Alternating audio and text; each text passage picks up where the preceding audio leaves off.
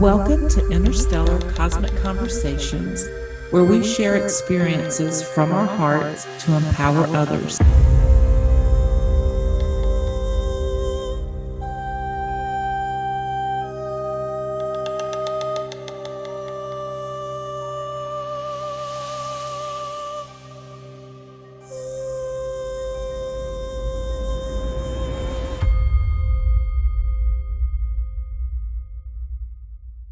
Thank you. I want to welcome everyone to our conversation here on Interstellar Cosmic Conversations. And today we have Bjorn, and I just love his energy. I love the way that he expresses himself. He's a brilliant writer. So if you've never looked at any of his material, you should go check it out because he can really express himself well through his writing. Thank you so much. And I absolutely love connecting with you. It's just brilliant. I never know what I'm going to say, and that suits me perfectly well. Yeah. Well, I'm the same way. You know, most of the interviews that every original interview that I do, I rarely, well, it's not that I don't really, other than George Kavasilis, there's no one that I had actually spoken with face to face. I just like to do it and I feel like that's how we get to know one another. So it's pretty awesome, you know? Brilliant. Yeah, I like that. Yeah. And one of the reasons that this topic is so important to me is because there is so much that's going on in the world today. And there is a bit of chaos and inner fighting with people that I've been observing. And I just know that that comes from a place of fear and unhealed traumas in our life. Sure. And then also there's the manipulation. There's many things that aren't even ours. And so I just feel like this is a great time for everyone to come together and share their experiences and, you know, and give their input on this, because this is something that's just fantastic for us all to talk about. We all share this, you know, we all can talk about it. Nobody can't talk about it, you know, we can all share. Yeah, definitely. Yeah. So what I wanted to do, and hey, Christine, Hi, Christine.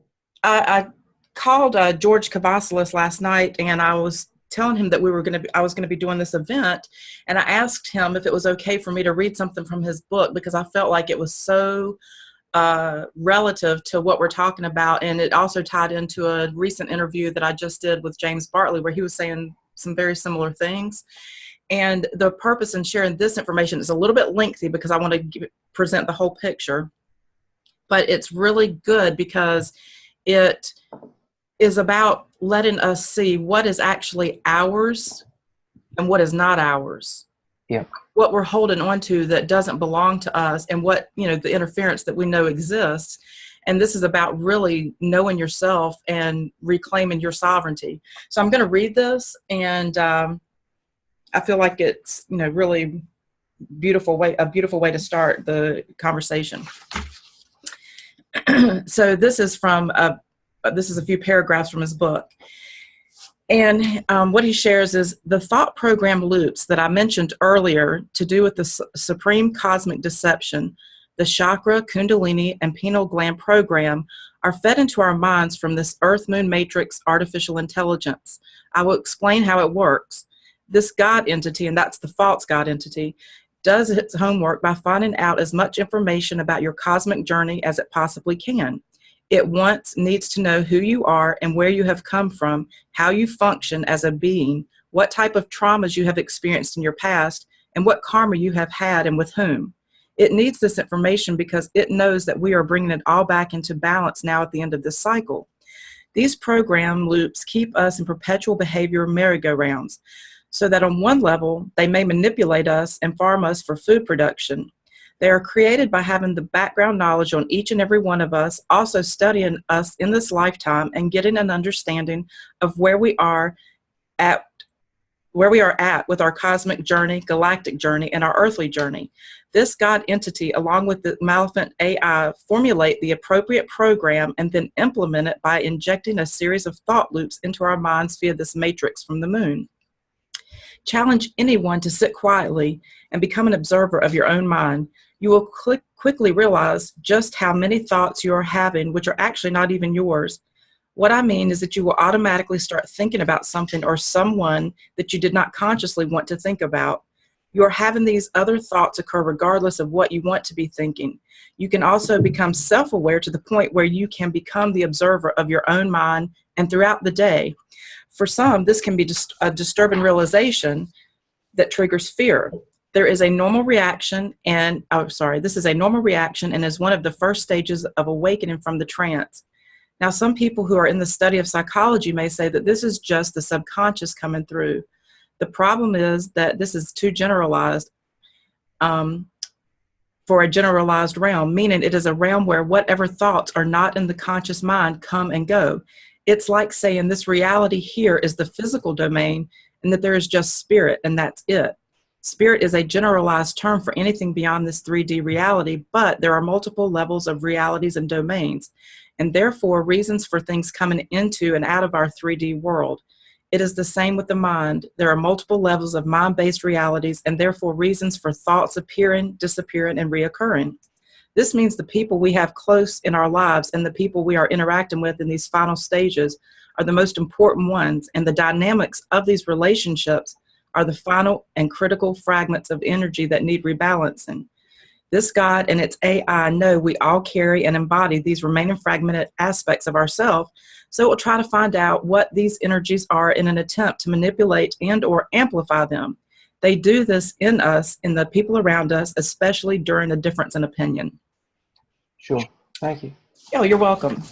And I wanted to share that because it really rings true to me of how much I noticed that in myself. Whenever I'm out of balance, I can have these thought loops come in.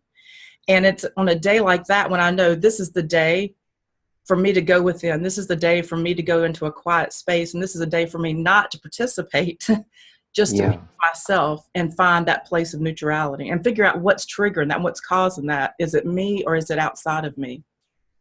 Brilliant. So you're sort of reverse engineering the whole thing. So rather than having those thoughts represent you 100%, you have an observer view, and you use that then as an alarm or a navigational point that points to something that you wish to transmute.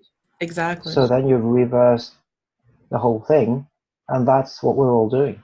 Mm-hmm. Globally, cities are doing it, humans, everyone is doing it. And this is how darkness then is viewed as a tool, and we take over what once seemed to dominate us. We take over, take responsibility, and use that to our own advantage.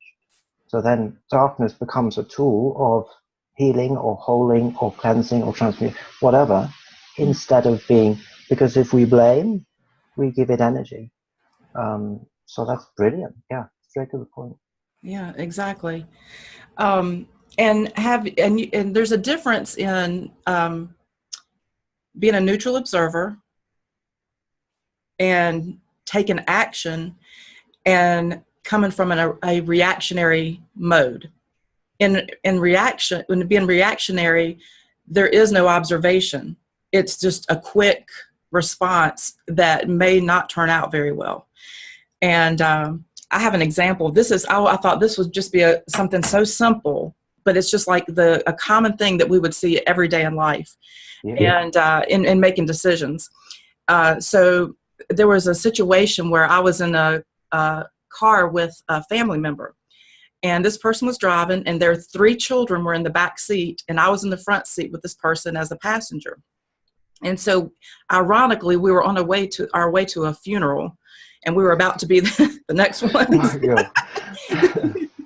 So, but we were going down the road, and when we were driving, we came on this sharp curve. Now, this person's driving, their 3 kids are in the back seat. So forget me, just think herself and the 3 kids. She comes really fast on the sharp curve, and it's like we're on a roller coaster. Instead of taking control, she throws her hands up in there just like this, and I was like, what are you doing? She took her hand completely off the wheel, unable to do anything, and she just hands up in there. And I'm like, we're not. And I said it in front of her. Her kids were back there terrified. And I said, we're not on a roller coaster. Take that steering wheel. And I had to direct her on how to respond in the situation. We were actually going to go, the curve was really sharp, and it was downhill. So had she not put her hands back on the wheel, we would have done a dive down. Wow.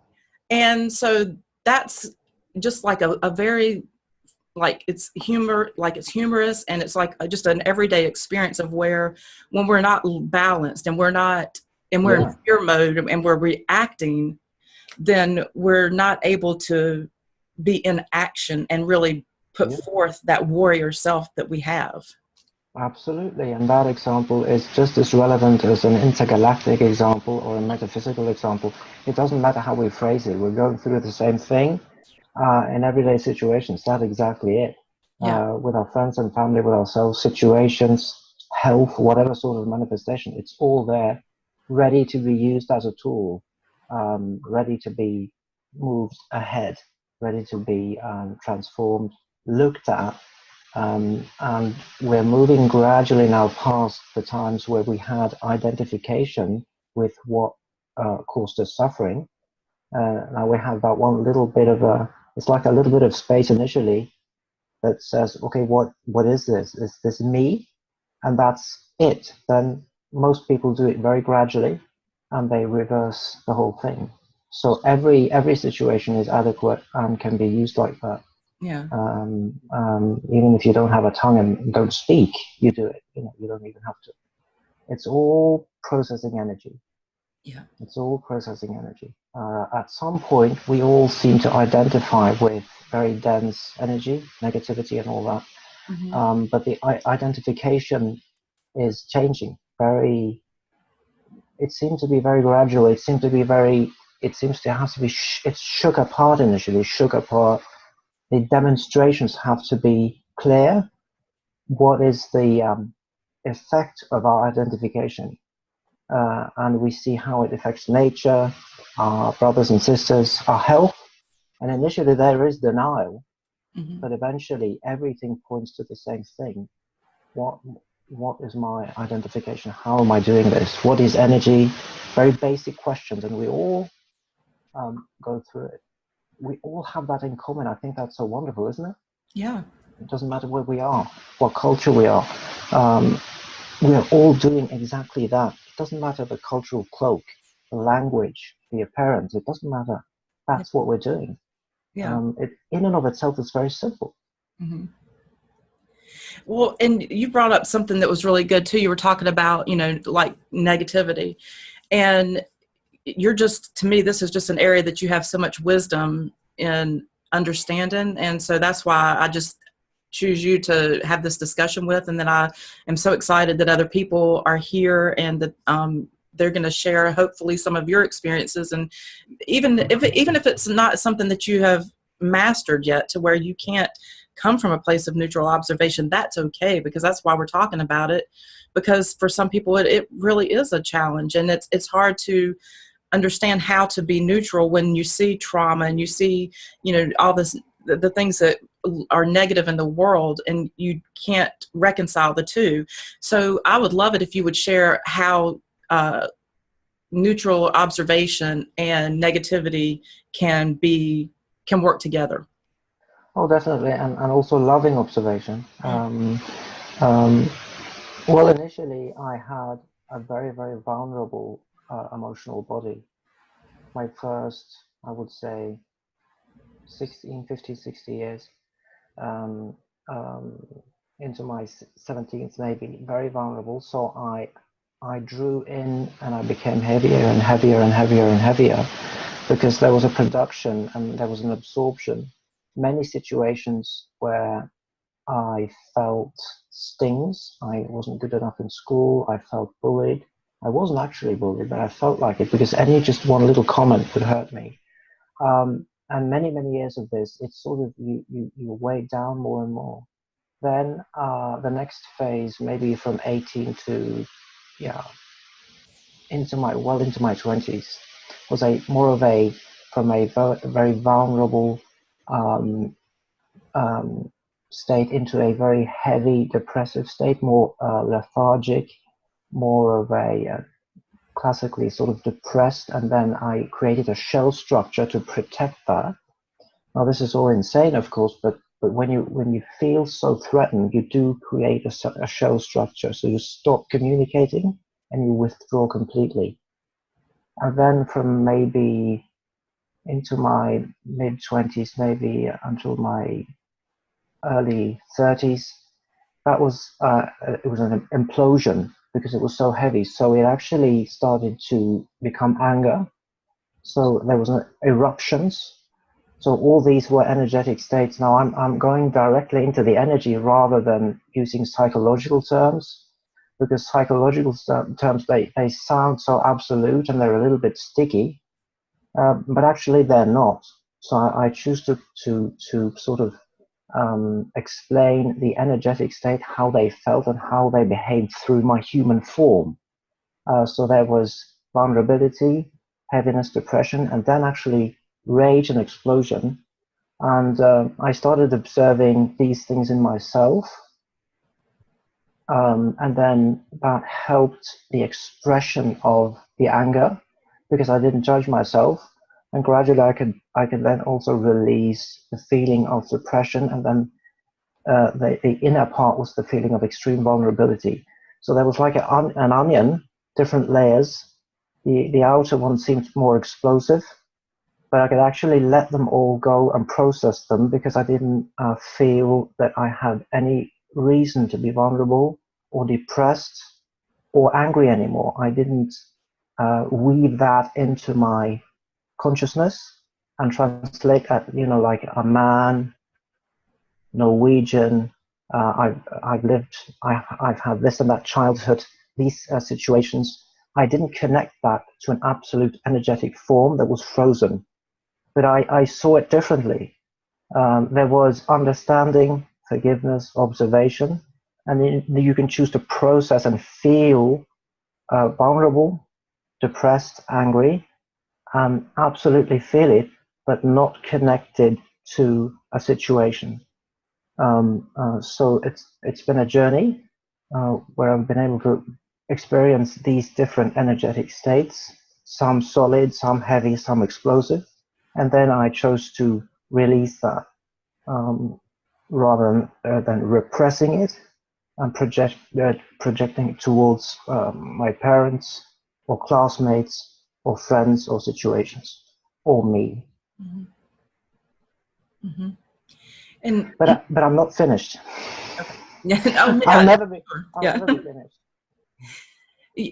See, it's to me, and this doesn't even come into a place of judgment or a better than, a hierarchy of who's got it figured out and who doesn't. It just seems to me that the more we experience, the more we are capable of becoming this observer, because, and that includes the deepest, darkest that we don't like, because it allows us. That's what creates the empath. That's what creates the ability to have empathy and sympathy, is the understanding of that darkness as well as the light. So it's all relevant. It's all important. And so rather than looking at the things that have happened that feel so heavy and dark in life, if we actually allow ourselves to learn from those experiences and allow ourselves to heal from those experiences, that's when we're able to come from this place of neutral observation. And people are like, well, why don't you ever get mad? Why don't, what's wrong with you? Like, do you not feel? I actually feel more now than I've ever felt in my life. Yeah. But I'm also at a place of observation. And it really, even if I just think of it mentally, it's very confusing, but at the same time, it's so simple. It is. And I can allow myself to be mad or depressed or vulnerable, Mm-hmm. but it doesn't last 20 years. Right. It doesn't have to be repeated with an external partner or a situation or health or whatever. Mm-hmm. You can express whatever and then, you're calm again. So it's not like you deny everything, but you can express anything. Mm-hmm. So many people, I guess, equate perfection with a sort of neutral, sort of perfect state. But it's a relief to be able to feel whatever comes up very totally and address it there and then. Because I have studied, when I was younger, and 2 minutes ago, for that matter, you always there's energy.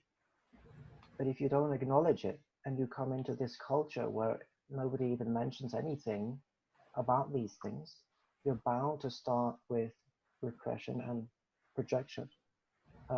So most of us go through that because it's sort of woven into the culture, to the cultures, to every culture. Mm-hmm. And I didn't really, it was like I felt like I was postponing what I could process.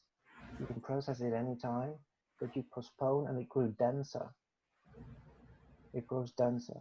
Mm-hmm. It's like you create something, but you don't understand that you create pressure.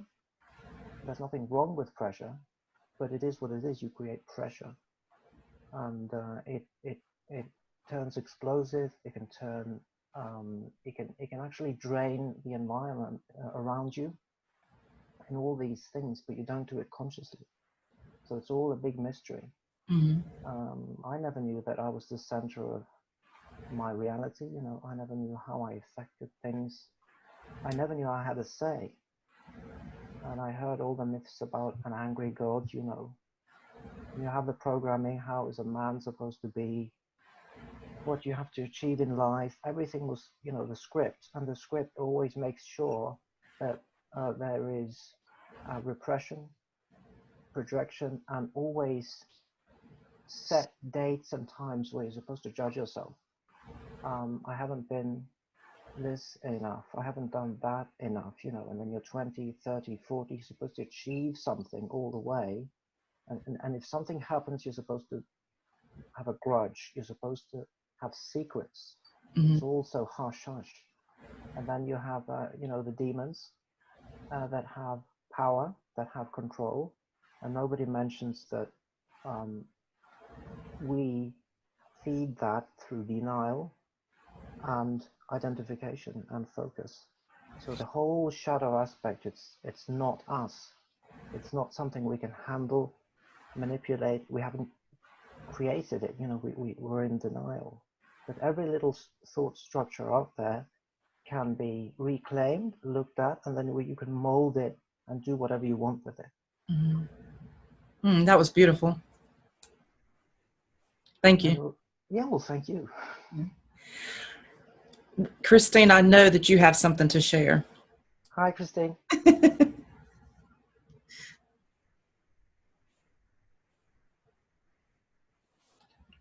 I can't hear you. Okay. No? Now, okay, good now. You can hear me. Okay. Yeah. Hello. Hi.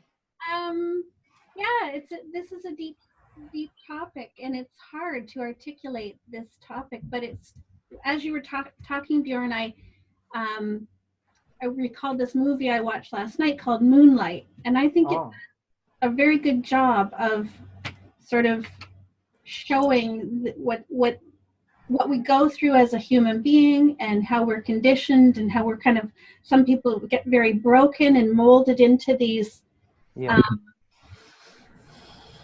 archetypes, and it's really the subconscious that's running the show, and none of it is really real. It's all very make believe. It's an illusion. This is how we get into this illusion that everybody's always talking about, how life is an illusion and so on and so forth. It really is, because of these types of scenarios where we get encased in these, mind running programs in our minds about who we are, and we spend our whole lives trying to figure out who we are. And so, and a lot of that is what you were describing, Bjorn, about working through the different energetic phases over the course of your life. So I love how you put that.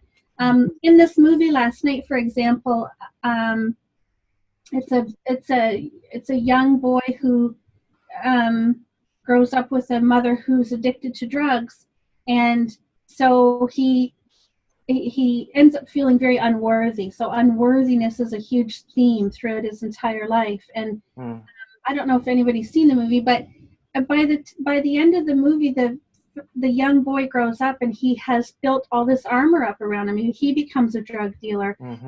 He's all muscular and the chains on, and he's running the show and driving a fancy car and everything. And he runs into this fellow from his youth who remembers him as a real person, who remembers him as Right. when he was a child, when he was going through some stuff, but he saw the real person inside. And so when he ran into him as an adult, he was like, wow, I'm really surprised by this. And it was all just armor. It was all just the armor that the fella had put on because he was so hurt and felt so unworthy, and he needed that protection. And the movie ended really weirdly because I felt so unfinished, because, you know, they just sort of like cuddled a little bit, and you kind of knew, okay, well, this old friend is going to help this man find himself, who he really is, the part that the friend had in him, because he had lost it completely. It's like the script went right out the window, and he became this other thing that was just all programs based around largely self-worth issues, but also fear, judgment. He had all of these things. He felt like he was being judged. He felt a lot of fear of being attacked by others. He couldn't be his true self. He feels like he was gay, but he wasn't even able to explore that. He couldn't even explore who he really was because of all the other stuff in the way. So, and that is the illusion. That's the illusion that people are in. Very good point. Absolutely. Yeah. And that goes back to what I was, sharing earlier. It's this fear that we have. It's these preconceived ideas of who we are, and it kind of puts us in this false sense of needing to defend ourselves when we don't have to do that. Yeah. We can just be. Yeah. Yeah, definitely. I remember the feeling of this extreme vulnerability. And that was I remember partly absorbing that from my surroundings. But it comes a point where you really can't feel all that when you're 5 or 10 or 13 years old. So you do create this shell to protect.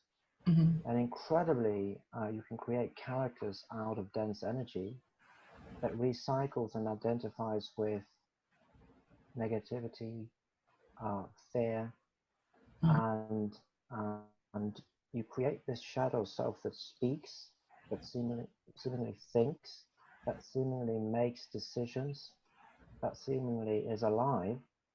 And that's fine. I mean, we are creative beings. We can actually create this illusion. And what's an illusion? Well, presumably, an illusion is an entity cut off from the universe, cut off from the water cycle or the cycles of love, interconnectedness, of true communication, of empathy, love, sharing, compassion. Whatever you say, whatever you do, if there's something cut off from that, and I remember those thoughts, I felt alone. More and more you construct this. You start thinking intellectually. I remember me 16 or 17, I hated school, and I remember the God was angry, it was just a fake idiot. It just seemed ridiculous. It was a faulty creation. And I remember I was there and the rest of the world was there, and it was all pointless. Now that analysis is fundamental to all the pathogens, all the other sufferings comes from that. It's an incredibly destructive thought to cut yourself off from life and from mother, father, sister, brother, situations, everything. But it's a part of that journey. And we are very creative, and we're coaxed into it, and it seems so real. Yeah, I always say the experiences that we are having, they're real experiences. Sure. But there are so many illusions within this experience. And that's tying right in with what you're saying as far as like determining what's yours, what's real, what's not real.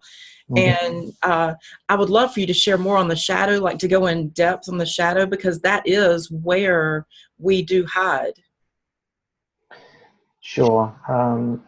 Well, it's one of the things we have to look at globally, nationally, individually, from every little point of observation is that we have invested in fear, and that's number one. That's the treasure. Fear is number one, suffering is number one, everything is secondary, and that is incredible. How did we, what happened? And I think we all have answers, and we're all a part of the puzzle, so we don't have to be right even, but we can share this and have some ahas, and we take, hold hands, and we walk through this together. And gradually we'll see that cultural differences doesn't matter anymore. We're all studying the same thing.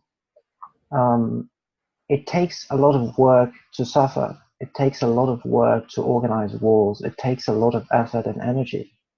And it leaves traces.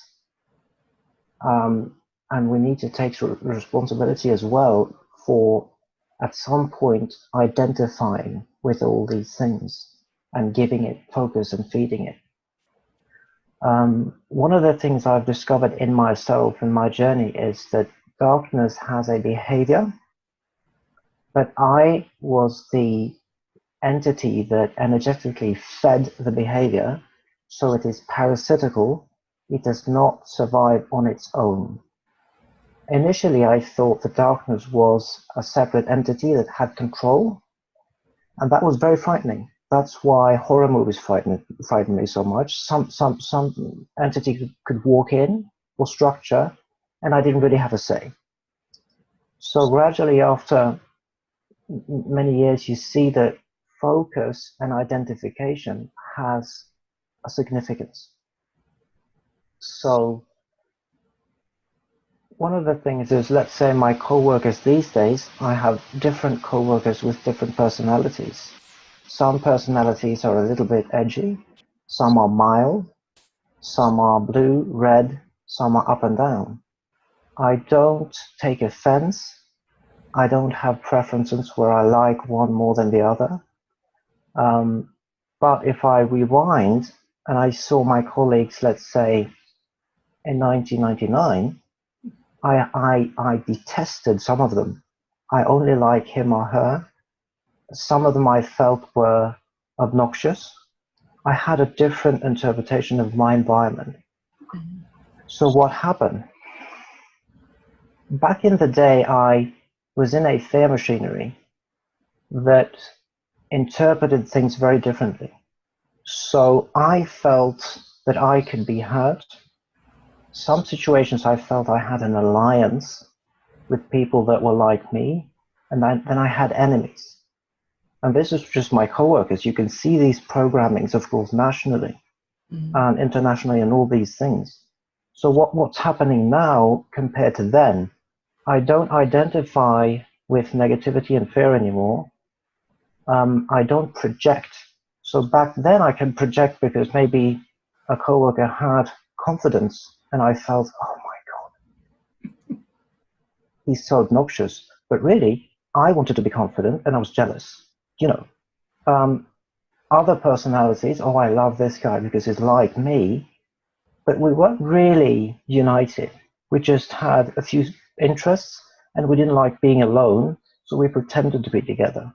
It was like a false allegiance.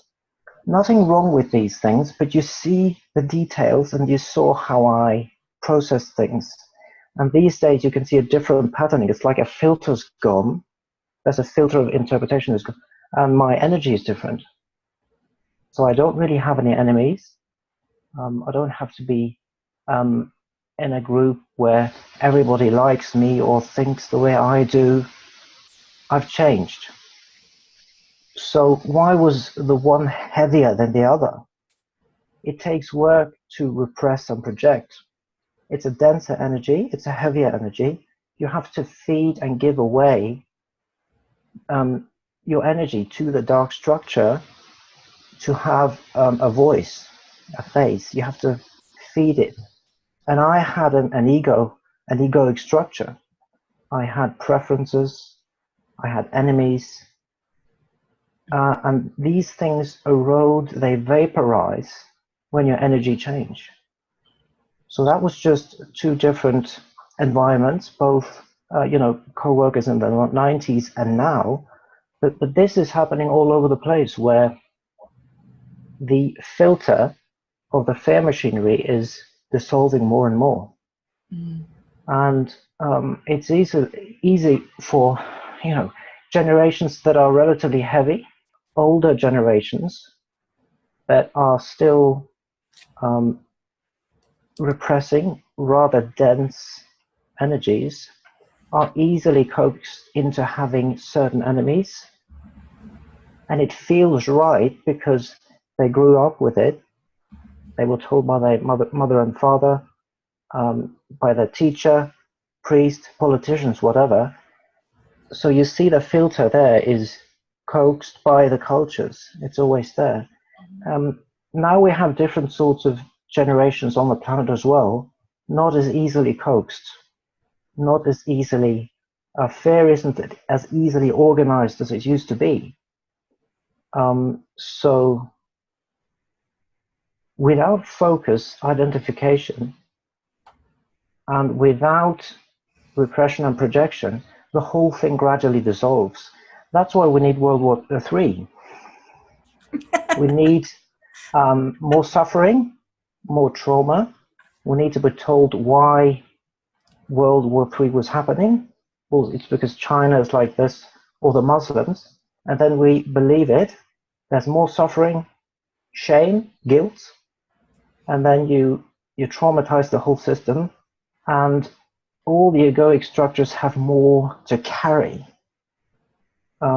So one of the signs that we're actually finishing this off, there's no war, and from my perspective, it's very easy to organize a war, because it's like everybody needs to vent, they need to channel all their frustrations. So it's a miracle that a politician or priest hasn't just said, just go to war.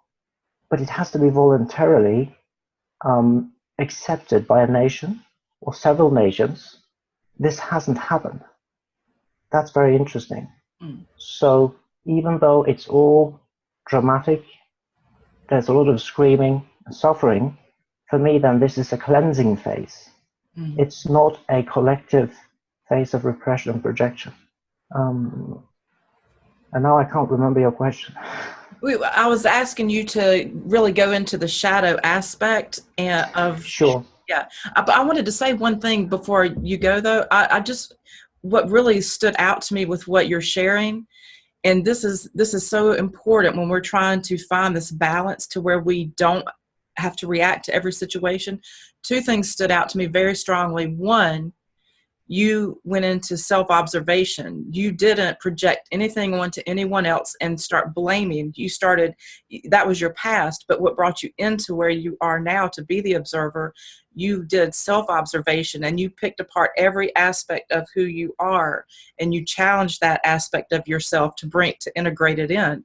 That's beautiful. And you took yourself out of victimhood. Sure, yeah. That's what we all do. And fortunately, you have these phases to compare with. My first 10 years, and then 20s, 30s, whatever. That's why it's so important to hide human history, because if we compare the phases, what really happened, we can have a clearer picture of what's going on. We can see what really happened to the Indians, the Sami people, the Aborigines, how wars is manufactured, what happened, what is politics, how is it used, what is religion, and we're all doing this, comparing notes, and we see patterns, but not for judgment. We're doing it to release. Sorry. No problem. Somebody was saying they're enjoying the conversation, so I wanted to respond to them. Oh, brilliant. Yeah. Well, I love it. Yeah. So would anyone else like to share some thoughts, ask Bjorn some questions? I would like to say that what I've sort of lately realized is that we've all been indoctrinated into these systems of religion, school, education, religion. You mentioned a bunch of them, Bjorn, where Yeah. we end up feeling like we don't measure up, unworthy. If we are a superstar at something, then we're egoic.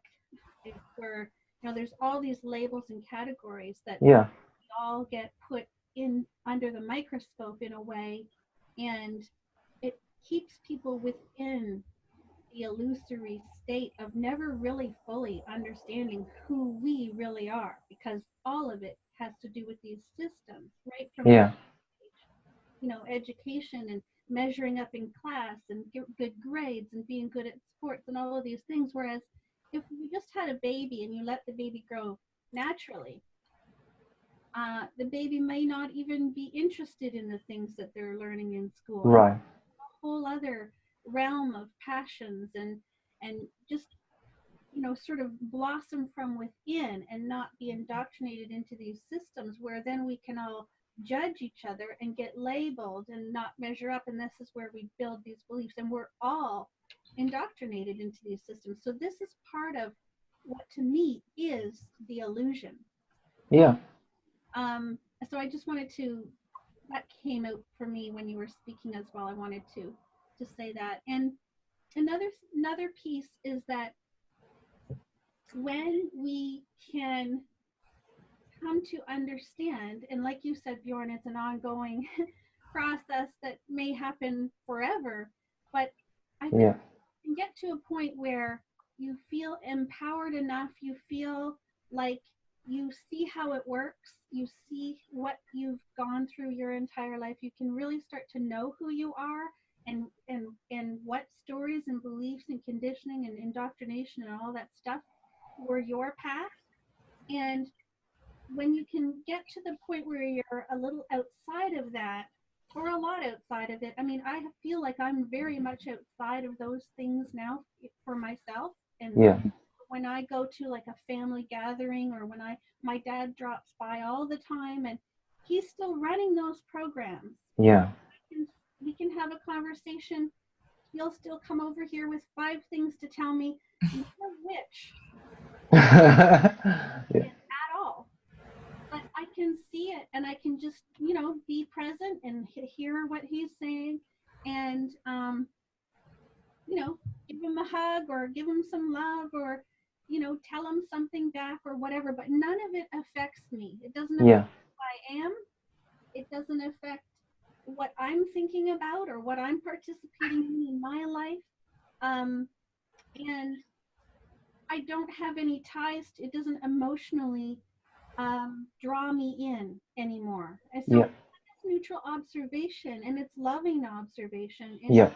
just awareness. To me, neutral observation is awareness. It's having the awareness to see people, other people, where they're at. Mm-hmm. And Yeah. it just, you don't have to respond. You don't have to react. You don't have to get angry. You don't have to be drawn in at all, because you're really not. It's not even so much a technique to me. It's not like, I see this coming and I can feel all that anger, or I know what's the patterning or the programming. Once you know it, you know it. Yeah. No, and it's not about taking a deep breath and counting to 10 and not reacting at all. Mm-mm. I mean, that isn't what it is. It's just having the awareness that this is where that person is at. That's the program that's running for however long, centuries maybe, within, Yeah. because of the generational thing as well. Like, but when you can see it and you just can choose if you want to participate in it or not, if you want to say something that might make something a little more clear, or sometimes what I like to do is impart a little bit of a different perspective. Mm-hmm. My dad he has a lot of judgment and criticism, and all of these things. And so he'll oftentimes come over because nobody else will listen to him. It's so funny, right? Like, Yeah. people got tired of him. And so anyway, he'll come over and he'll be telling me all about his thing. And I might just throw something in there that, well, have you thought about it from this perspective? Yeah. And maybe that might change the energetic vibration of what's going on. And he might think, oh, and then he'll go off on his way, and it doesn't take anything from me. I don't get pulled in at all. Yeah. Maybe I helped in some situation. Does that make sense, that once you can sort of just have the awareness of all of this stuff, all of this suppression and repression and the programs and the things that we bought into, and how other people have seen us, and I see all kinds of ways that other people see me, Mm-hmm. and most of them are not even true, right? Sure. That's a different perception that I can't do anything about. Like, I mean, it doesn't affect me at all. I can't make up other people's minds for them. So I mean, it's about sort of surrender. It's about letting things be as they are, and recognizing, as long as we get to know who we are, as long as we know our own selves and what we've participated in, it can be so refreshing to just be, to just get on the other side of it and see things for what they are. And it's not about like not reacting, because when you get to the point where you have an awareness of everything that is, then for me, it's actually about coming back in. It's actually about, it's not about staying neutral and observing everything. Then it's about choice. It Sure. really becomes about choice. Now I have the choice to use this time, this moment, this situation in a way that, may enhance something or change somebody's perspective, or even just for me to feel like, wow, a year ago I would have reacted to that. We would have had a fight, whatever. But for me, I can see that things are completely different in that situation. So it may just be learning for me that I can say, wow, like, good job. And it's not fair to say that there's anybody who's really aware of everything or really knows everything else, or we all have bits and pieces that we're going to go through. Absolutely. And anyway, I feel so good about humanity at this moment in time, because I can see it. Yeah. are getting this, and I'm getting this, and we've never been here before, and it's very exciting. So I think it's a great thing to be thinking about. That was brilliant. And it's funny because thank you. That was really the point you made about, well, I don't have to like go count 1, 2, 3 and catch my breath. That would be a reaction. So you're showing right there that you've already progressed beyond that, and also you are expressing what love is, what real and self-love. Yeah. And self-love. Really, it's all about each of us. Each of our own. We have to be self-responsible, right? So my dad could be a little more self-responsible in many ways, and not cart his energy and his story and his beliefs and his projections around everywhere. Yeah. For example, if he could get outside of it and be self-responsible with his energy. And it sounds to me like you've simplified your life. Yeah, it gets more simple. Yeah, that's a good Because way to it's pretty hard work to feed a shallow structure that doesn't exist. Now that's harder work. Yeah. Love is simpler. Yep. It is. Yeah. And it's interesting too, because you also mentioned you could have responded differently in the past. You sense the change in you now. Sometimes I play around with perceptions to simplify the observation, because that could be a tool for others and myself. So I say, back in the day, let's say when I was really triggered, if I was my shadow, what did I have to do to trigger an emotional response so I could feed off negativity? So I sort of reverse engineer it and play around with it. Well, at that point, if I met my mother, I would inject that thought. And then that would make me trigger in a certain way. If I met that friend that I thought was obnoxious, I would insert that thought because that would trigger an emotional response. So I play around with, if I was my own shadow, how would I trigger myself? If negativity was my food, what would I do to trigger myself? Now, this is rather playful, but actually I was the one that created and fed the shadow structure anyway. Mm-hmm. So if we play around, you see it has a behavior, and it's stressful, and it's very noisy because an illusion has to really use propaganda and be loud to say, hey, it's all negative, it's all horrible, to trigger. But the light or love or space doesn't have to use propaganda in that way because it is everything. So it's a noisy world. It's a world of advertisement. You have to say negativity is real. You should do this, feel like this, respond like this. That's why that world is very, what is all these commercials about? What's the stress, Well, you have to continuously use propaganda in the minds and externally on the screens to keep the momentum of the illusion. Now, that's a lot of work. Mm-hmm. Love is different. It's simple, powerful, it connects, and we share. It has a very different behavior.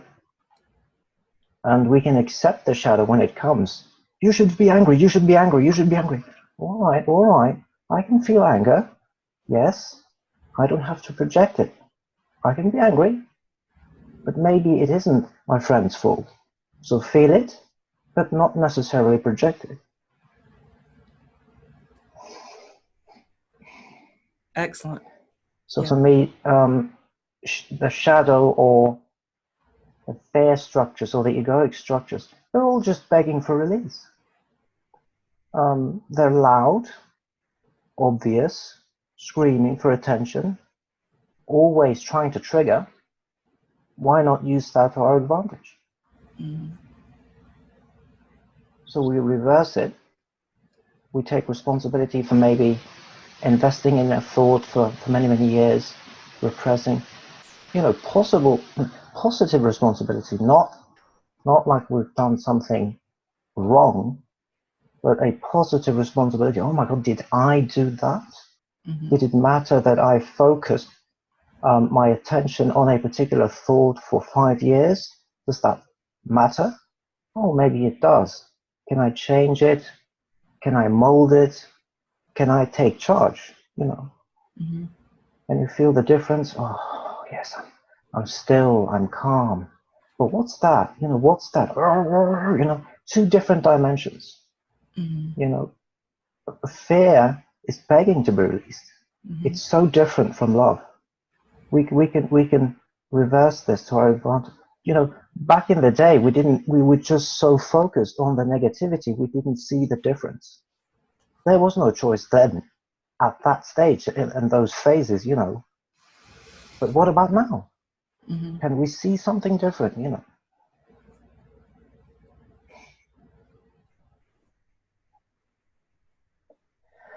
And globally, it seems almost like it's exaggerating.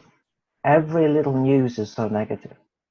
There's terror all over the place. Deaths. Everything is horrible.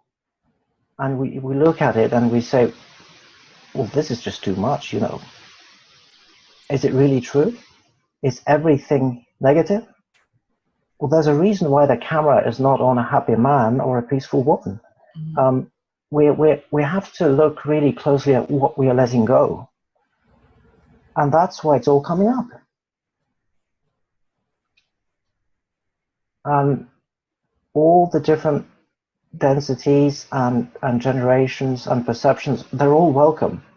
You have the ones invested, maybe some in the middle, and some that say, well, you have other choices, and it's all this stew, and it's coming up.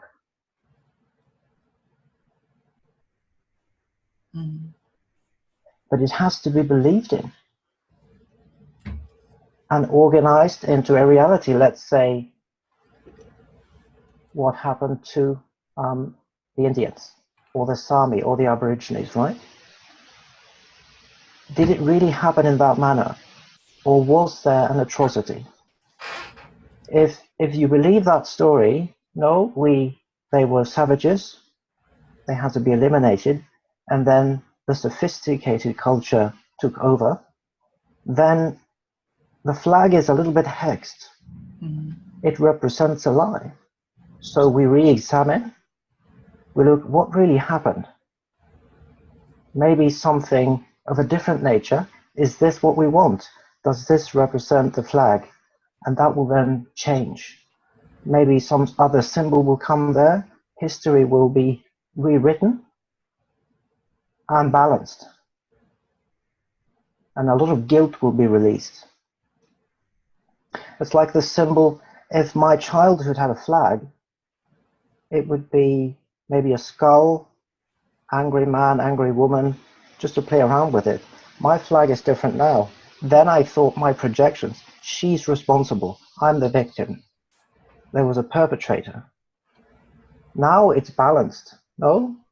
Different levels of energy. What happened, happened.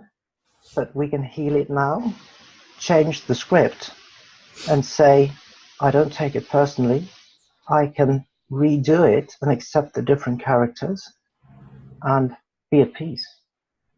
So this is happening all over. History is coming up. It's been examined, and the hex is released because there's a lot of repressed guilt, and all have to be heard.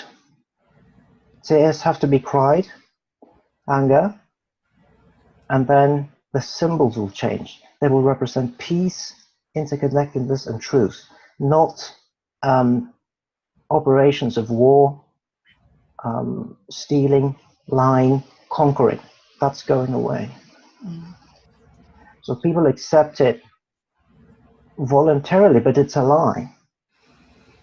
So that's why it takes a lot of guts to swallow that pride, you know. What does it mean to be American, Australian, Norwegian? What really happened? In Norway, the Roman Catholic Church also swept the country, you know. Why did the Sami have to be quenched? What did they represent? A connection to the earth. You know, healing. A connection to the star lineage. Why? Why did it happen in America too? Why in Australia? Why all over? What's going on? So the Norwegian flag is a cross. Are we all Christian then? What happened? Can we change this? So it's all the symbols and all the negativity coming up, being reviewed, released, and we're coming back to the love, peace. I think a lot of the flags will change in the future. It's incredible.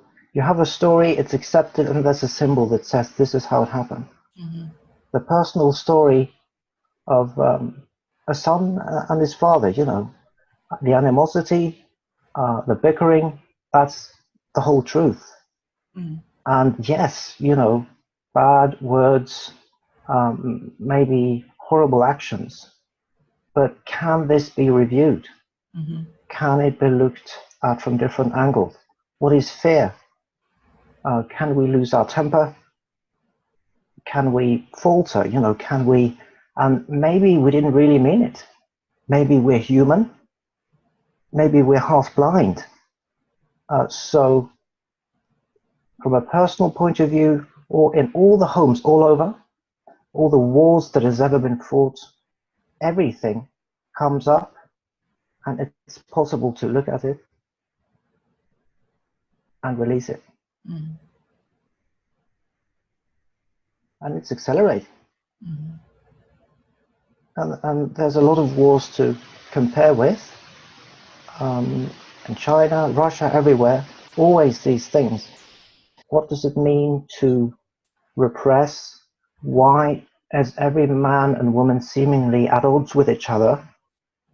What are we teaching our children? How is this channeled into religion? How is it channeled into politics? And you can see the pattern. It's the same everywhere. That's why it's a big change just to give your child a hug, no matter what the exam was. Just a chat. It's a miracle. Because there is no child and adult, you just connect. Mm-hmm. It's all going to come up. There's no way back. And it's begging to be released. You can hear the noise all over. ISIS, it can't replace World War III. You try to keep things in check. Are we really that afraid anymore? Are we really? I don't think so. Mm-hmm. And it's hard, but we can do it. It's blatantly obvious to many more than we think, I think. Mm-hmm. Yeah. And it's enough to say, I can't take it anymore. Yeah. That's enough. And you will manifest, all right, what about this? Or this? I think many, many, many people would choose differently. And what happens in their homes all over can't be underestimated. Just all those lights. It's not on CNN, but it's happening. And if we were Dark Lords now to play with it, of course we have to do what we have to do. We've been fed by negative thinking for generations, and we try to continue that cycle. But every dark structure is released through the heart of the nation or individual that dreamt it up, through focus and identification. It's all going to be released. You can call it whatever, a dark, ET, a demon, whatever, that's fine. It's just dawning on us, Are we creative beings? What does it mean to repress and project? Can we compare these patterns? Can I have a coffee and talk to a Chinese woman or an African man? Can we share the same things? Yeah, we can. We have a sister, we have a mother, we have colleagues. We've all been through wars. It's in the air. And enough is enough. Yes, we know how it is to suffer, but I think we're just about ready to finish this.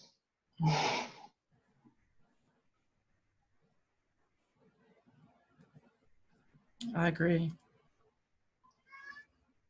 And just listening to you share, it makes me so much more even appreciative for the roles that every person's played in my life. Right.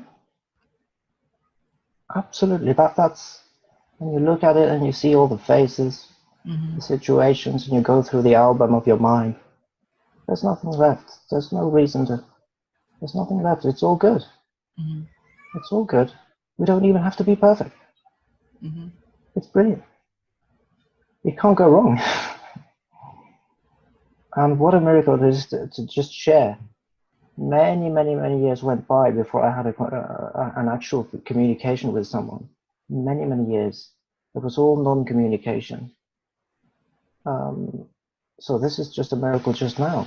Christine, Patricia, and all the rest, communicating without words. We don't need language. So we're finishing this. Mm-hmm. And these connections to me, that I've really gone within for the last few years is more than I've ever in my life, more than I was even capable of in the past. And the one thing that just really has become so clear to me, because there's so many different healing modalities out there and people trying to find ways to heal themselves. And what I really have come to understand myself is it really is the communication from one human to another. That is the most important part of the healing process, is to be heard and to listen. Yeah. And to have these energetic exchanges, just holding the space, even if someone doesn't ever say anything, just being here, and their energy, their presence is part of that process. And it's huge. And it's what is required. It's the human spirit. Yes. And I feel like I'm learning how to speak again, very gradually, how to not filter these indirect or direct negativities or separations in the words, just learning how to connect and speak again. And I feel like that's my child self. Now language is, there's, so many words and letters and all that. It's like a jungle, but that's fine. We can use that too. But it's like I'm discovering how to connect and talk all over again, and that's really beautiful. And it feels so much different. Although I've spoken many words, for many years, I never really communicated. It was all it was non-communication. You thought you did communicate, but let's say I felt lonely, then I organized a party or to watch a football game, and I seemingly spoke about sports, but it was just to quench my loneliness. Nothing wrong with that. Nothing wrong with that. And all these different levels, trying to find a group or a partner that would then numb the feeling of loneliness. But there was never connection. You could talk and talk and talk and talk, but there wasn't really. So just rediscovering how to speak with all these words. It feels very good. And many times we weren't, even when we were trying to communicate, we didn't know who we were. We didn't even know the truth in a situation, or the truth about ourselves enough to communicate on a level that was honest and pure. Sure. Right.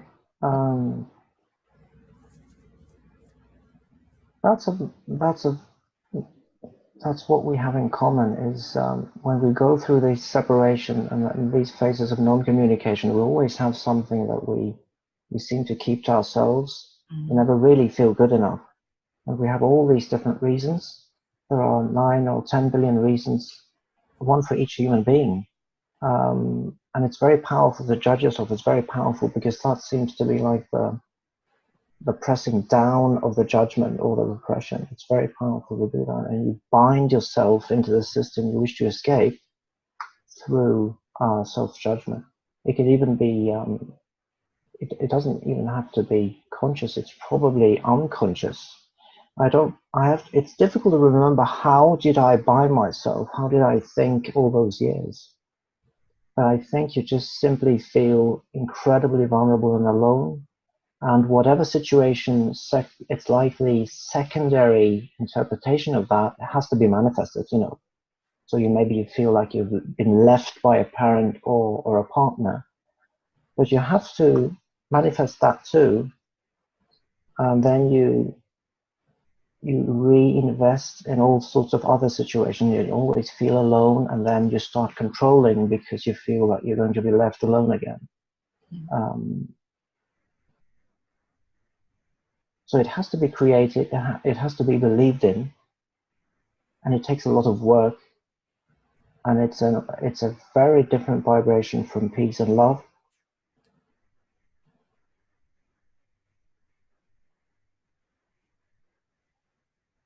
But it can be shook apart even, because we give ourselves the opportunities to have health issues or accidents that seem horrible, but you can get it's like a magnifying glass, a big magnifying glass. It isn't a punishment, but you can have this, it cracks open your reality, and you get that little bit of space and peace. And that's all you need. And you start observing just a little bit. Loving observation is very important as well. Mm-hmm. One of the things that comes up for me personally, and I would like to see how you would respond to this, I have my perception, is when we're coming from this place of observation, people are saying, well, where's that warrior aspect of you? How can you actually stand up and defend yourself and be empowered and then sit back and be in observation mode? And I don't think that it has to be, I don't think that you have to give that up to be the observer. So if there's anything that you would like to share in that, I would love it. Oh, wow. Each and every one have their own answers there, but we can compare notes. Mm-hmm. And there was a time when I thought I had to be a warrior because I had to neutralize my enemies, but that was a reinvestment in the same loop. But it's nice to just roar out whatever you feel and whatever you think.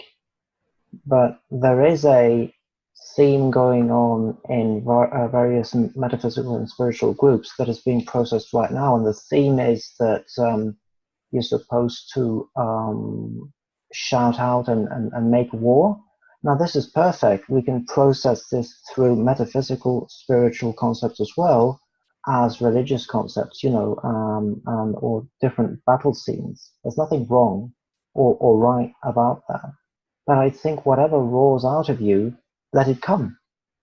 If it's a loop and it lasts for 10 years and you have all these enemies, then you can see what's happening. All right, you know. But if it's a healthy cry or a healthy saying, you know, this is something I believe in, or this is, I want to talk about this, it will have a different energy, and it's good to roar. It's good to, you'll see the main pattern is very different. If it's a warrior that invests in the repetition of fear and creates enemies, you will see that. You will see it, maybe not after one day, but maybe after a month or a year or 5 years. But if it's a healthy, oh my God, I just want to say this, Mm-hmm. or I believe in this, Mm-hmm. it will have a different energy, and you won't necessarily have the need to have an opposition to make you shine.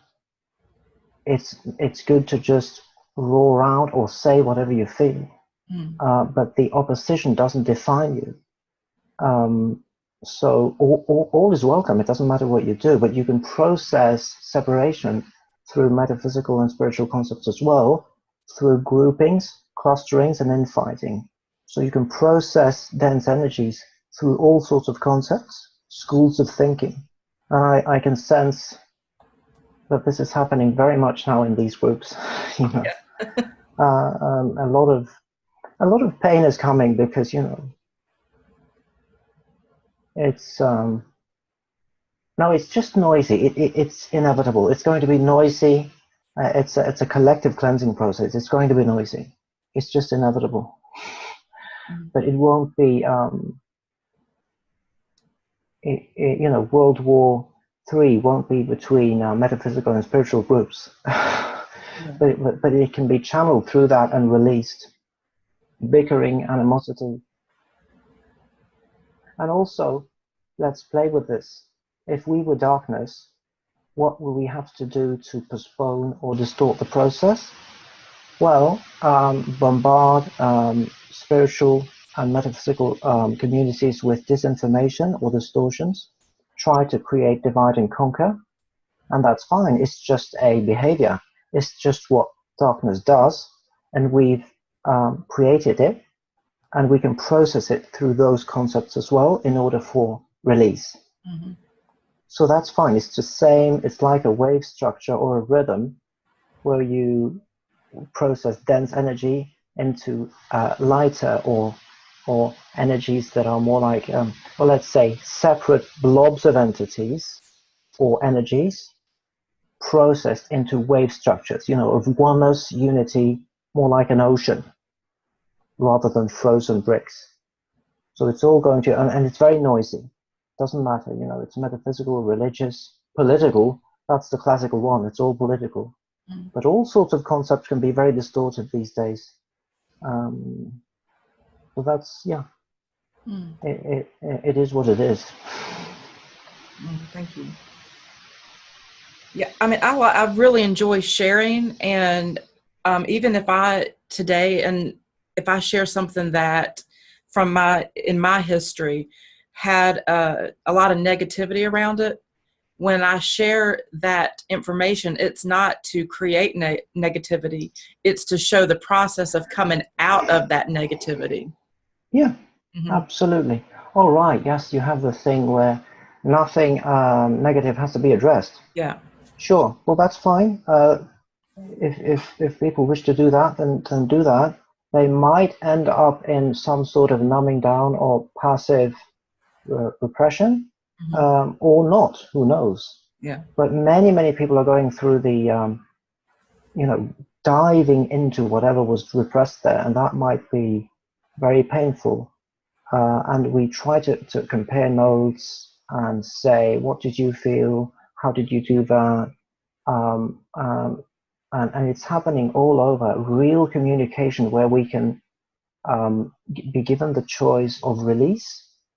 And then you can say, we don't have to use concepts like evil or good. We can use, how did that feel?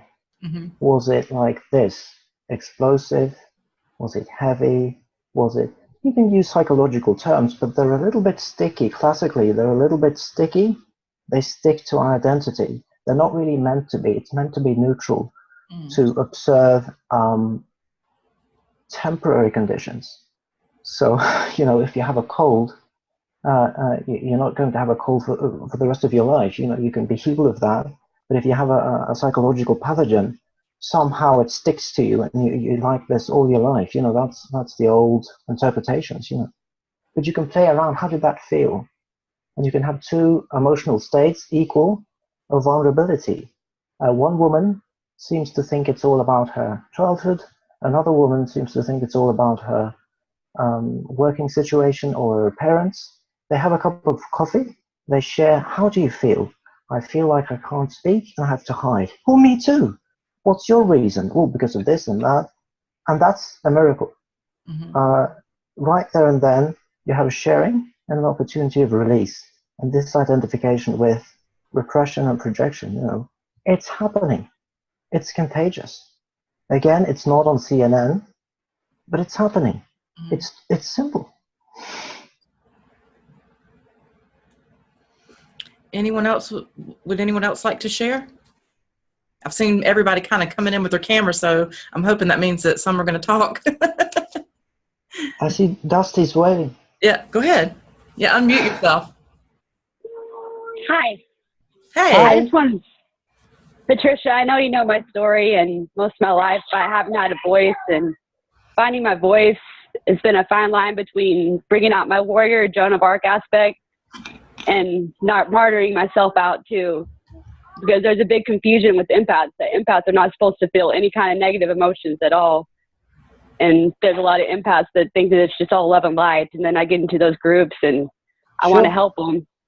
And I end up martyring myself out, and then I get attacked because I don't have my energy field secure, and then I can't take what's coming at me sometimes. Sure. Yeah, it can be very, very intense. But energy doesn't lie. Yeah. And nobody can really essentially decide what you feel and how you perceive things energetically. You have your own little modality there where all right, this is how I feel when I'm peaceful, when I'm happy, when I'm goofy. This is how I feel. Okay, this is sucky, this is dense, this is sticky. And only you know your own authority. You're your own priest. You're the main character. And gradually you'll see, all right, what happened when I talked to this group, when I felt into this group? Is that sticky thing, is it me? What happened? And you'll see a main blueprint or pattern there. But eventually you'll never doubt that you're nothing else than peace, happiness, whatever. And then you can process whatever comes up. But maybe, let's say you have group A. Yeah, sure. Yeah, just speak, yeah. Yeah, but I need to be in my own discretion when I speak too, like when I should speak and when I shouldn't speak, and see Oh, where right. it comes from too. Yeah, sure. I thought you were going to say something. No, I was waiting for you to finish. Because let's say you have Group A and Group B. Group A makes you a little bit edgy and angry. Group B makes you a little bit depressed. It might or not, it might not be you. It might be something you tune into or not. You'll just see behind the discussions, the topics, the language.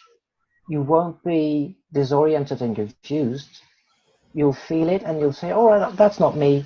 And then maybe you'll feel, all right, I'd like to say this or not, but you won't go into this cloud for a prolonged period and suffer. You Yes. won't sort of get mixed in, because it's a jungle out there when we're processing things. Language and symbols and imagery, it's a jungle for darkness to hide behind, and that's good. It's fun. It's like a game. It needs symbols, language, characters to hide behind, but we don't have to hide because we're everything. The light and love is everything. And there's a very big difference between these feelings and these attitudes and these densities. And you'll find yourself. Only you can find yourself. And then you come to a point where nobody can convince you of your own energy. You know pretty much you feel. And then you can tune into others and play around. But you won't get lost. Yes. This is something that's been brought up to my attention lately. Sure. Within my shadow work, that I need to be grounded more in myself when I speak my truth. Yeah, sure. If you feel like it, if that's what you, yeah, sure, go ahead, do it. Like everybody else, you'll come up with less and less situations where you carry something sticky that you don't really know where it came from. Is it something I need to release, or is it something that came from an external? You don't need the analysis. You don't need the unnecessarily carrying of energies. So the more you simplify, you're simple. I'm very simple. I'm pretty much playful, goofy, and I can recognize myself. And that's why I can feel into other things, and that's fine, into anything. I can feel into anything, but I won't get lost anymore. I won't go into analysis anymore, for a prolonged manner anyway. So sure, you can tune into, you can tune into anything.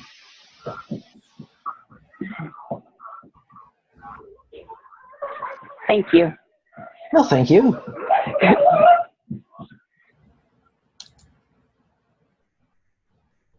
A little piece. Can you repeat that? I didn't quite catch that. I said that I'm done, but that was just my little piece that I wanted to say. Thank Brilliant. you. Thank you so much. You. Yeah, thank you. You're welcome.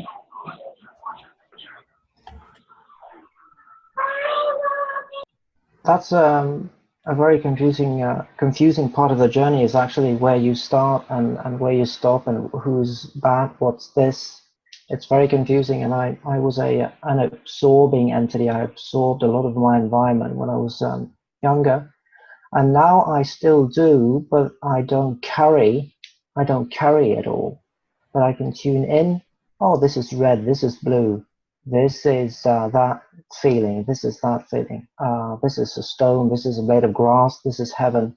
But you don't carry the whole thing and get confused. So when you're in these phases, of course, the shadow that you've dreamt up easily conceals itself and makes you go into this loop where you always repress, and you keep building the fear and the density, and you don't know what you're doing. And that was it's very confusing in and of itself. Darkness is very repetitive. It has a few tricks. It's made to be transcended. We've made this in order to transcend it. But obviously we, took a dive, but now we're finishing it. And we're simple. I feel like I'm very simple. If I'm not goofy and relaxed, what's that? All right, yeah, sure, I can feel that, but maybe not. I can just make decisions. And if something comes up, yes, it's all right to cry. I can cry. Mm-hmm. Tears, it's good. It can be a little bit painful, but it's all right to cry. Rather than holding in and having some sort of perpetrator or situation that haunts me, or I re-manifest the situation of being abandoned again and again through the decades, you know. I think every day, every moment you have a choice. What do you wish to do with this thought, this energy? Would you like to change it, extend it? Would you like to color it? Is this you know, darkness can't afford to give us choices because it has to feed. You know, it doesn't eat pizza or spring rolls, it eats fear. So it has to continuously trigger individuals and collectives in order to sustain its parasitical nature. That's fine. All right, we can deal with that. We've dreamt it up. We can heal it. You know, we've thought it up. We can put it to pieces. We can reverse engineer it. We can mold it, change it, and heal it, release it, change the density of it. See the machinery. We can deconstruct this. So yeah, it's actually quite fun. Yeah. Patrick, are you going to share with us today? Yeah, you know, thank you for having me on this. This is incredible conversation. Hi, Patrick. During the whole conversation, I've been kind of had this analogy going through my head, and it's, you know, where imagine if you were to be standing in front of a building and you needed to get down to the underground parking levels, and each level has a different aspect of ourselves. You know, you may have to take the stairs down, say the first 5 levels, but this structure goes down hundreds of levels. And when you reach that underground level, the first one, it's for me, it's the chaos of everything, the drama that plays out in the groups and everything. And then you drop down another level, and then it's our work associations and those people that we actually have relationships with, whether it be work or social. Yeah. And then we begin to go down another level, and that's where our family and those closest to us are. And each level, there's so much to learn. And then, you know, you get to that level where the family is and everything, and from there, the only way to go down is taking an elevator, where you start really dropping down some levels. So you go down 10 more and begin to see how things are structured and gain an understanding there. Yeah. And then, you know, maybe you go down another 10 and that's where you meet what I would call my board of directors. Mm-hmm. The aspects of self that have something to say, that I can actually see where, oh, it's you guys that have been directing my life. Oh, right. And then, you know, you get to experience what's there and drop down another 10 levels, and that's where there are no other people. It's just you, and it's that interplay between what's on that level that you've reached and the person that's been going down each level. That aspect of ourself that's the observer. And for me, it feels like I've this week had to go down it feels like 100 levels. Really peel some things away and the one thing I'm noticing the most is the only way to get down to those deeper levels, those truths that are they're outside of opinion and polarity and duality. They're the operating mechanism is to do it with some compassion, because when I go down that first level where there's just people and the noise and everything like that, those identities. I've realized for myself there's so much healing that needs to occur. And each time I go into these levels, I come out different and with a little trinket of knowledge that I've gained for exercising some love and compassion towards myself, and to go down to those levels and see the dramas play out and begin to understand, aha, I am the creator of what I've been experiencing. Absolutely.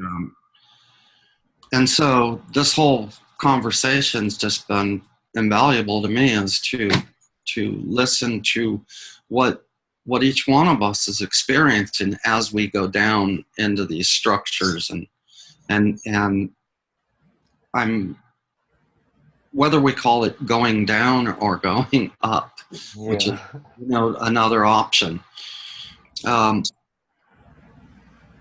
It's just to understand that as we go down each level, for me, the only way that I can access those deeper levels, those deeper truths, is with an enormous amount of compassion, to see my role in my world up till now, and realize that I was doing the best that I could with the information that I had, and that human aspect, and then begin to see that in my world around me, with the people that I interface with, and realize they are not here to attack me or pigeonhole me or whatever.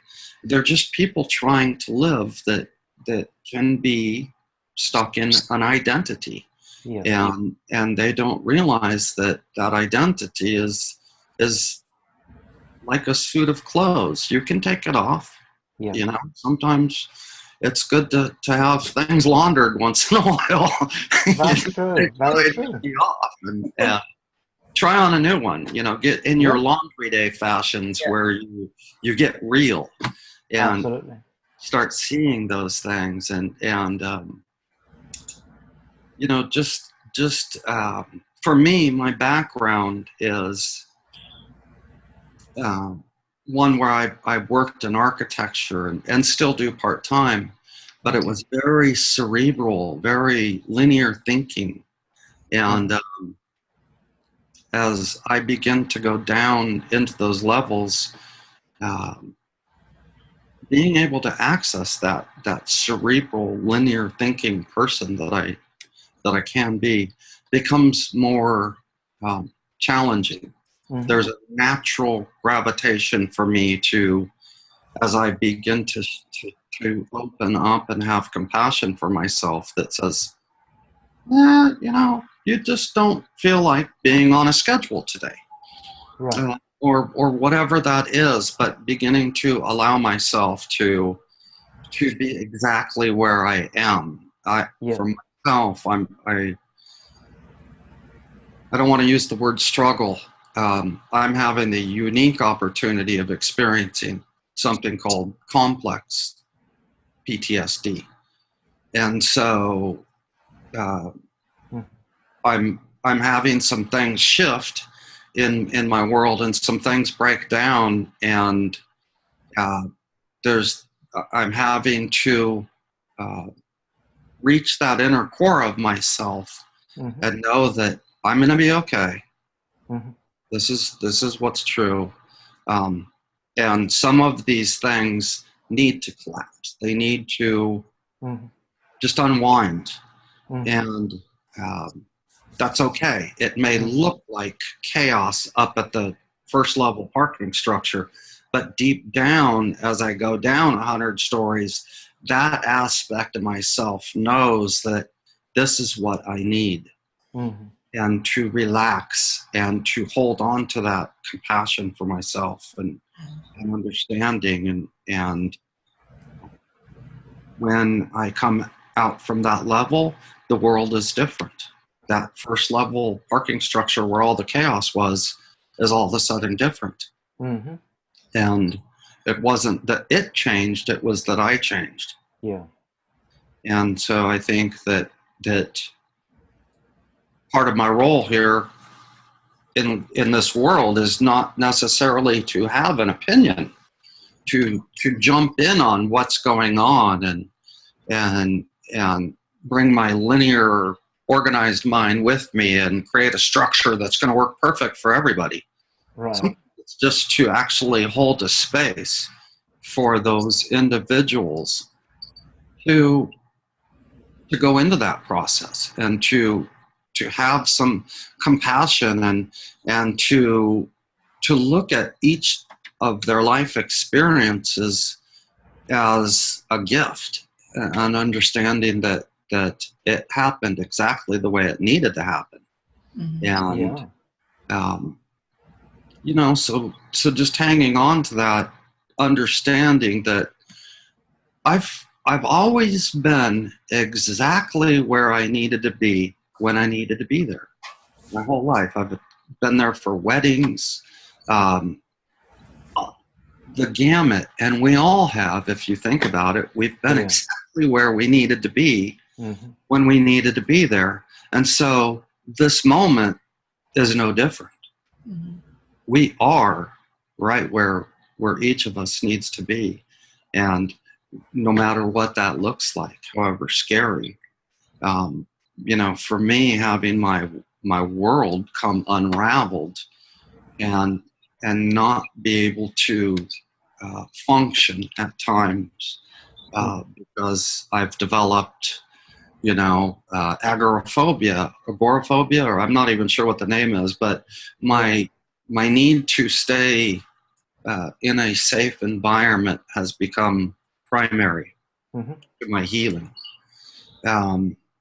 And so, you know, and I'm developing all these strange things, but at the same time, I'm okay with it, which for some reason deep inside me, I know that the being okay with it is what's helping, is to not judge myself and not punish myself and let go of the blame and shame, because as I do, then I'm able to see what unfolded and how it unfolded and how it unfolded for my benefit.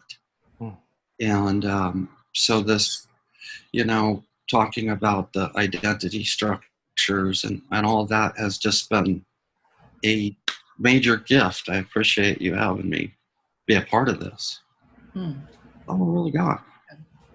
Thank you, Patrick. And we really appreciate you being here and what you just shared. And it's really brave to share that. And for every person that's sharing this, we are healing one another, and we are going to be in the process with other people that listen to this that are also going through their own healing and their own self-awareness. So thank you. That was incredibly beautiful, and what a voice for humanity. As you know, being a human being, being interconnected with every other human, and voicing those words will reverberate through the whole system. It's incredibly beautiful, strong, and thank you so much, Patrick. You really touched me. Thank you. Yeah. Very strong words, willing and able to go within, feeling. And it sounds to me, I'm not going to speak on your behalf, but it sounds to me that you explain PTSD to be not a stationary situation, but a malleable situation. You can choose to to change the density, to change the concepts, and to process it. And even explaining that you have a choice is an incredible inspiration for humanity. Incredible. So thank you so much. That was quite a gift. Thank you. Yeah. Because terms and words can stick, and it can be a label instead of something to mold or change the color, change the structure, change the shape, or stretch it, bend it, heat it up or freeze it down. But we have choices, and many generations have been given these labels through psychology, for instance, or many other schools of thinking that are stationary and absolute. But nothing is stationary and absolute. It's all changing, like the atoms of a blade of grass. Initially, yes, a blade of grass can say, I'm a blade of grass, and when I wither, I die. But there's another part of the grass that says, well, I'm a dancing atom. You know, I've been in the clouds, in the earth, I've been in a fox and a tree. So when you release the stationary, solidified, and you speak with the dancing atoms, there's a release, there's a whole other dimension, and there's creation, the whole blueprint of creation. And darkness cannot hide then behind the stationary blade of grass and say, you're going to die, you better suffer and be afraid of death because you're going to die. You can't convince the dancing atomic structures that has been in and out of every, the oceans, the soil, every animal, it's always in and out, dancing, giving the molecular structures to the whole system. You can't convince an atom to fear death. But if a blade of grass wants to experience separateness and see how it goes, maybe it goes through phases of fear. But being able to mold, shape, take responsibility for, observe, and uncreate, reshape, reverse engineer energy is our birthright, because we're all a part of a whole big thing. We're getting bigger and bigger. So very powerful words, Patrick. Thank you. Yeah, thank you. Natalie, did you want to share something? Yeah, I just wanted to say that Patrick's story has really touched me deeply. I can relate to that very much with the different levels, cause I have another point of view, but it comes to the same in the end, cause for me it's not different levels, it's different stories. People are telling stories, and the illusion lies in the story that we are telling, the interpretation of a situation, and then you have 1,000 stories, and behind it you have feelings like abandonment or not being worthy or all of that stuff. But in the end, it all comes down to loving ourselves and to compassion and love, and that's for me the master healer of everything. Yeah, Absolutely. Thank you. Absolutely.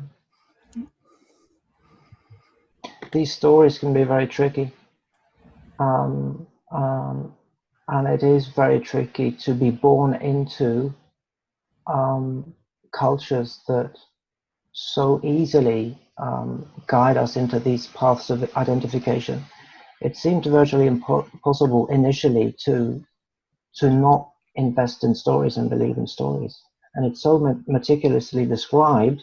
You're supposed to be a young woman or a young man. How are you supposed to behave? How are you supposed to think? What you're supposed to achieve when you're 20, 30, 40.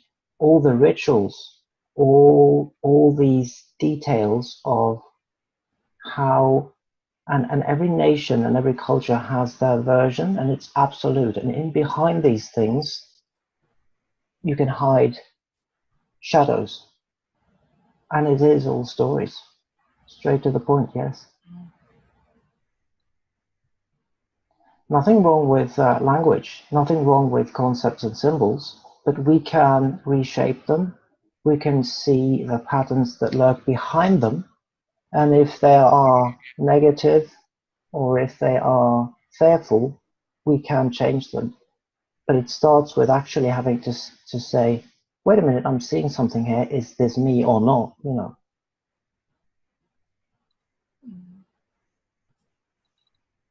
And I remember so many stories. How did I look at myself, my mother, my father, my friends? Small stories, the big picture, the small picture, all sorts of descriptions, but they weren't really independent thinking. It wasn't really something I saw, but I'd been told it for so many years. Something I experienced lately is that people, even the ones that are highly, highly evolved, they are somehow processing stories and feelings that are not themselves.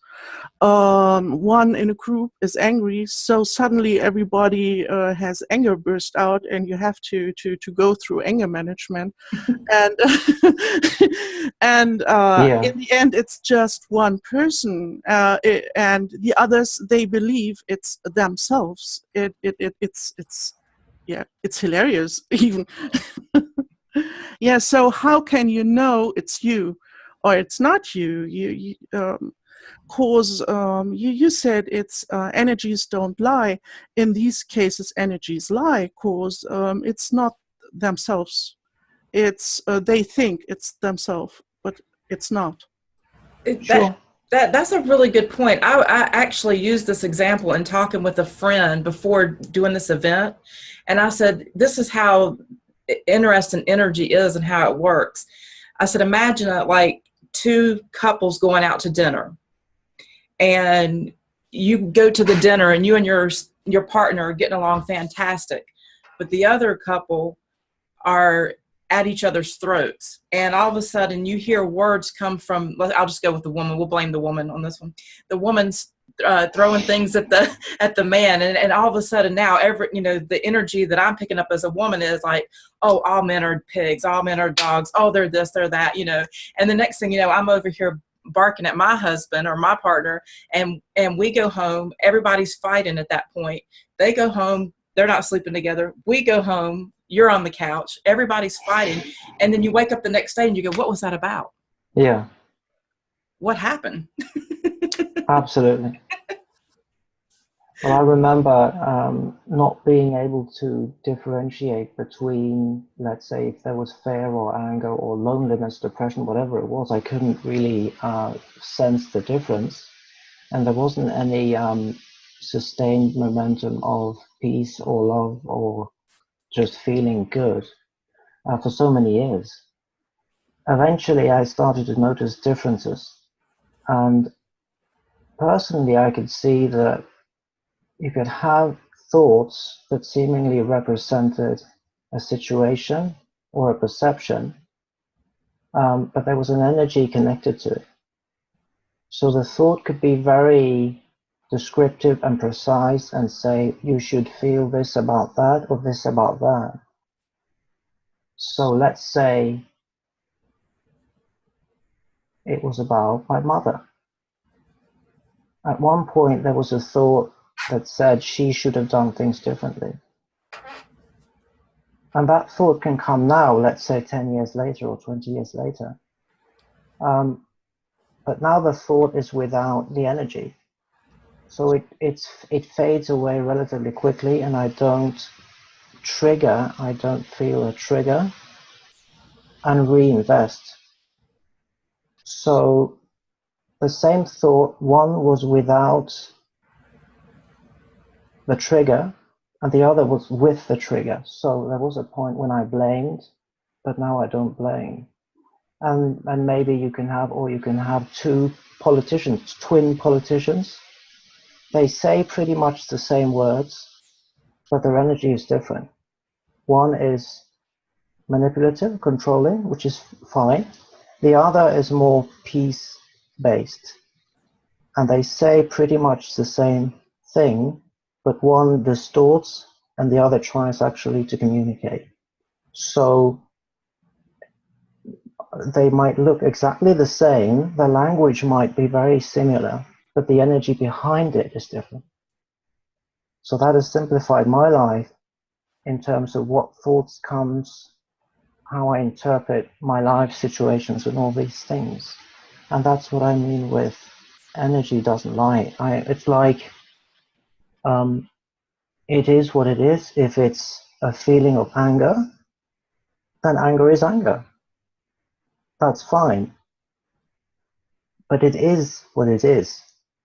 So if it masquerades as justice, and you have two symbols of justice, the one justice says, that's fine, let's try to change this and cooperate.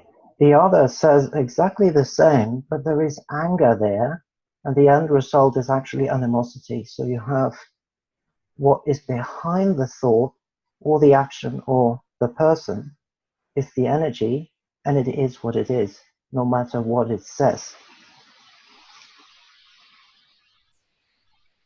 That makes good sense. We at a certain point have to realize that we're not our thoughts. We're having thoughts. We're not our feelings.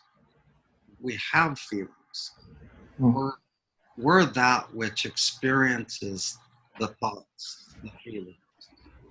And if we can see from that perspective, then we can see the energetic portion that's playing itself out, and understand that at a society level, what appears for me, what I perceive to be happening is all of this emotional stuff that's no longer beneficial is coming to the surface because it's time for a new story. It's time for that to unfold in loving and kindness and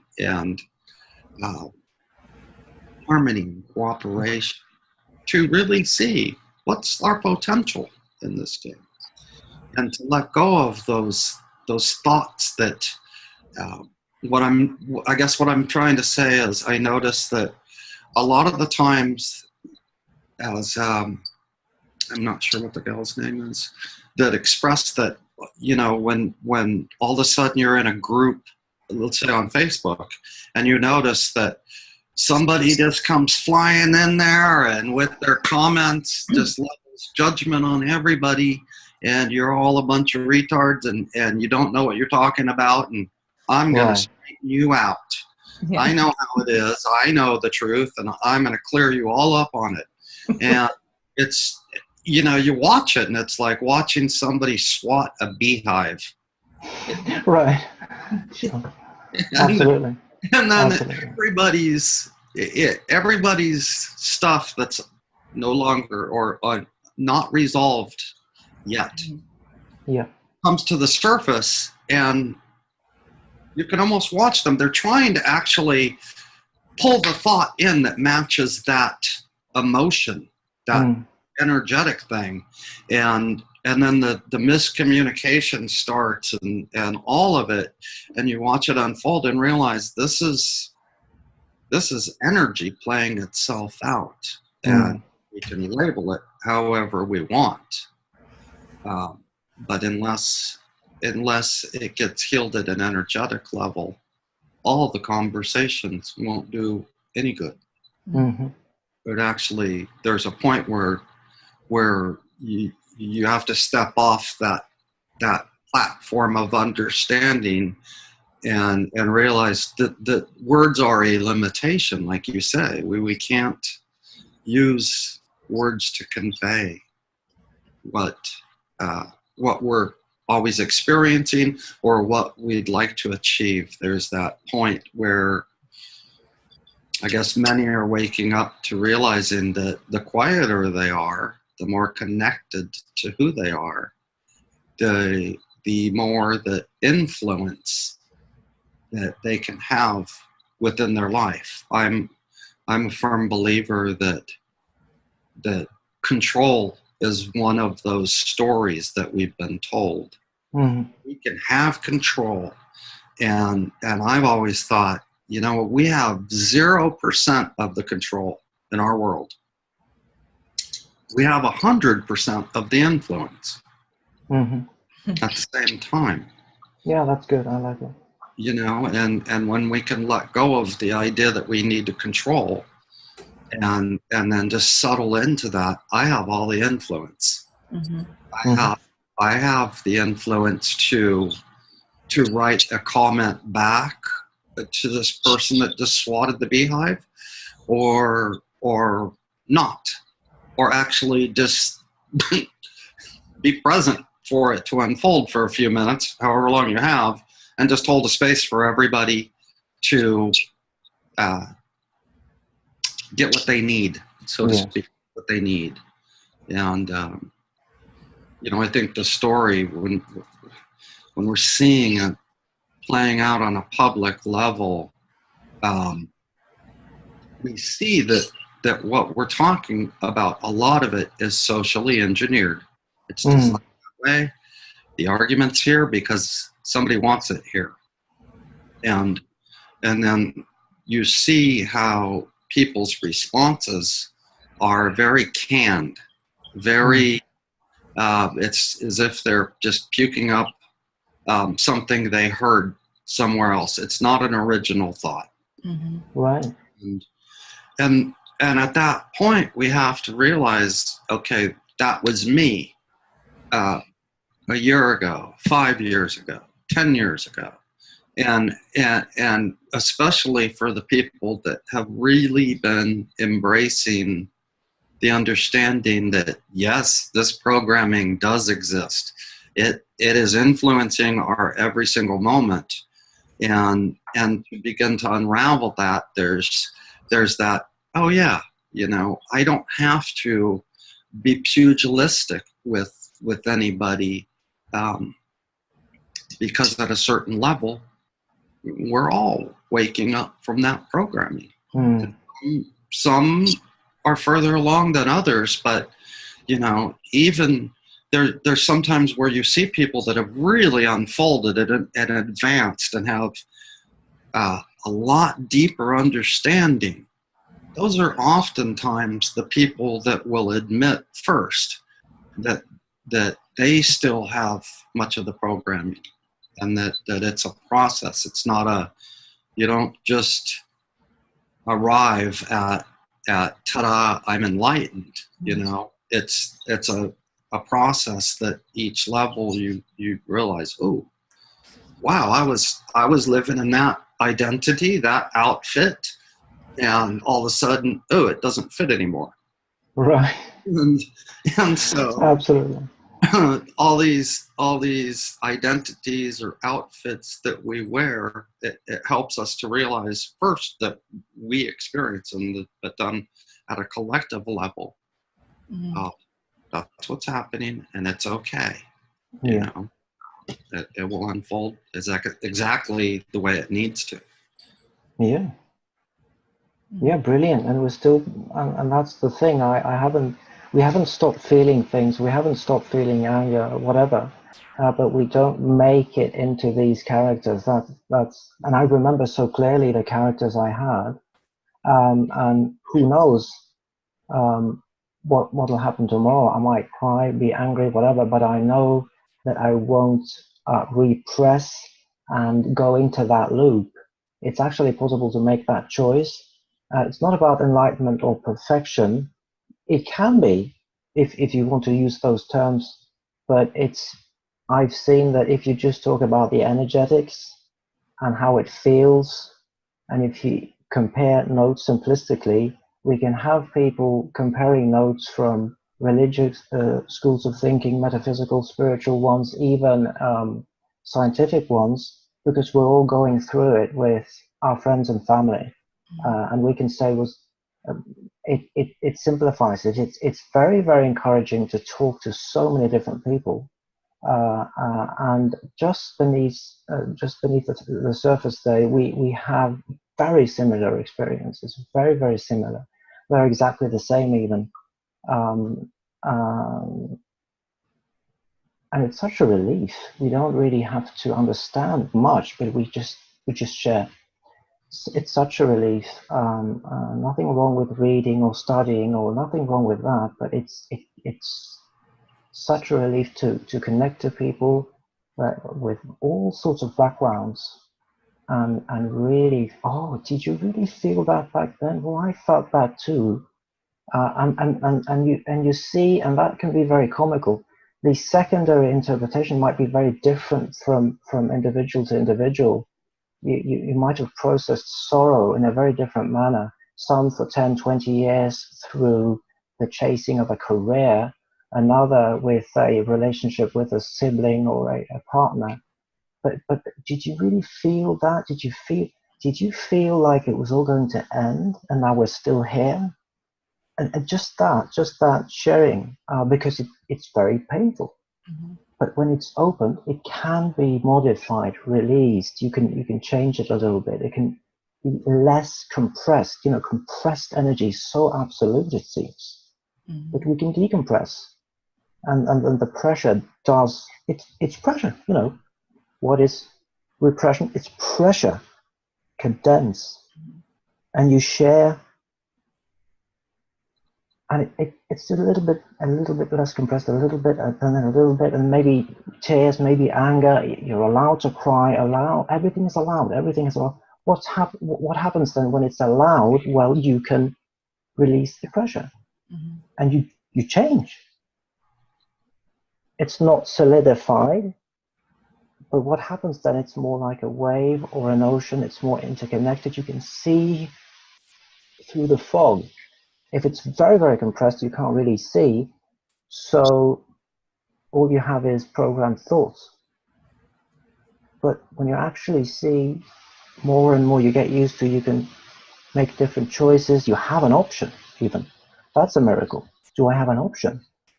And you don't have to be spiritual. You don't have to be religious. You can be spiritual. You can be religious. At the basis, we're all feeling this. We can recognize the feelings in another, and who knew it could be that simple and powerful? It seemed to be like this incredible riddle and paradox upon paradox. How are we going to stop this behavior, all this madness? It seems to me like it's pretty simple, very painful sometimes, absolutely.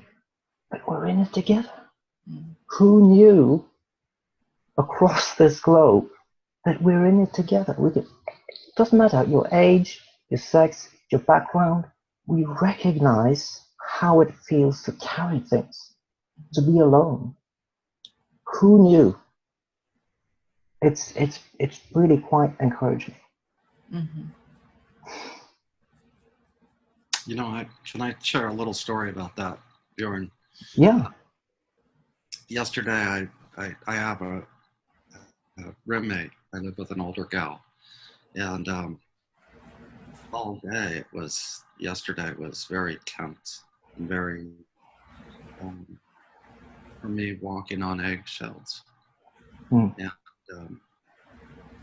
last night I went to bed and I was concerned about it, obviously, because this is where I live, and having moved 8 times in the last 2 years, I kind of want to stay.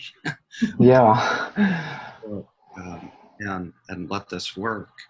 And it was one of those where,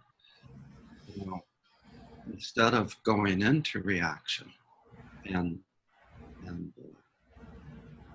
proving my point, making sure that my thought process was correct and hers was an error somehow. It just had that feeling to connect with her this morning and say, what's going on? How are you doing? And it was that she's dealing with a mother that has Alzheimer's and dementia. Okay. And I just went into the conversation completely open and loving, and she had so much to release, and literally broke down in tears telling her story, and I was able to just stay with her and honor that process that she was going through, and watch it get healed a little bit, watch this steam valve get released, and you know, that being able to talk to somebody and cry and let me know what's going on for her was like, psst, it was released and able to heal, and now she's able to reconnect with her mother and her sisters that are in on the whole experience with her. Oh, really? And you could tell that she made a tremendous shift where she just softened and expanded. But I have nothing to do with it really, other than I live with her. But knowing that that's what somebody needed at that point in time, and just roll up on her and, hey, how's it going? What's going on? You know, how's mom? And I knew it was going to happen, but I was willingly went into it. And you know, like we've been talking about, sometimes we don't have to have the solution. Right. Solution for dementia or Alzheimer's, or the dynamics that play out in a family that's dealing with this.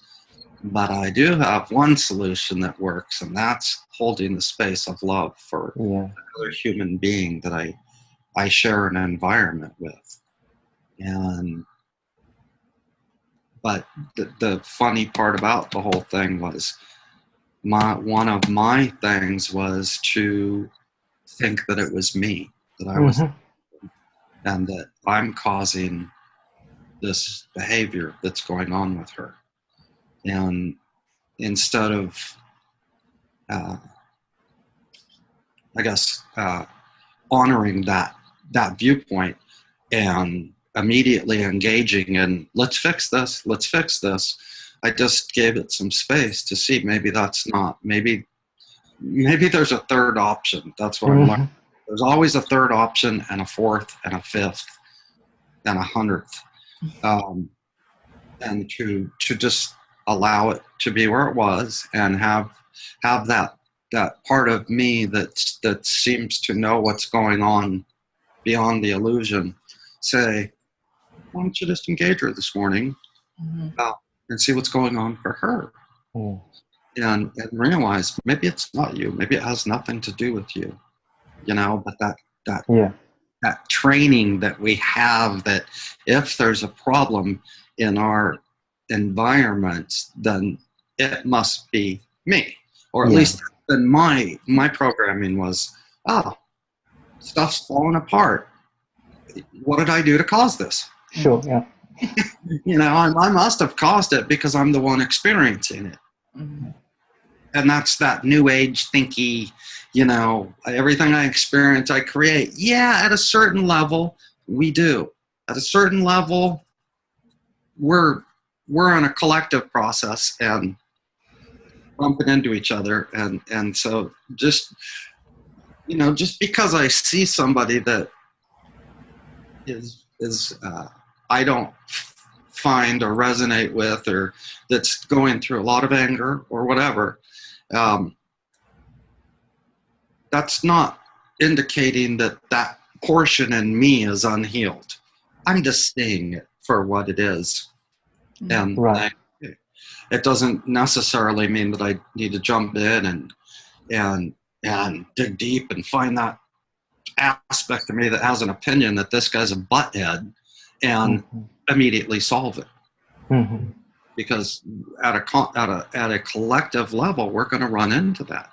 But at a personal level, we know that a lot of these conflicts are from things that need to be said. That pressure release valve needs to be released. on the collective level, it's being released in a lot of unhealthy ways. It's also being released in a lot of healthy ways. A conversation like this, where we get into honoring what's being felt and understanding that we don't need a PhD to do this. We all know the answer. We were born as love. Love is not something outside of us. It's something we are. Yeah. You know, and just because somebody came along and slapped a name on us, you know, and from then on, a number, and we've had to experience a lot of that aspect of the world. We're still that spirit, that soul that doesn't have a name, that is constantly observing. Yeah. Quiet observer in the back, you know, and so I'm learning to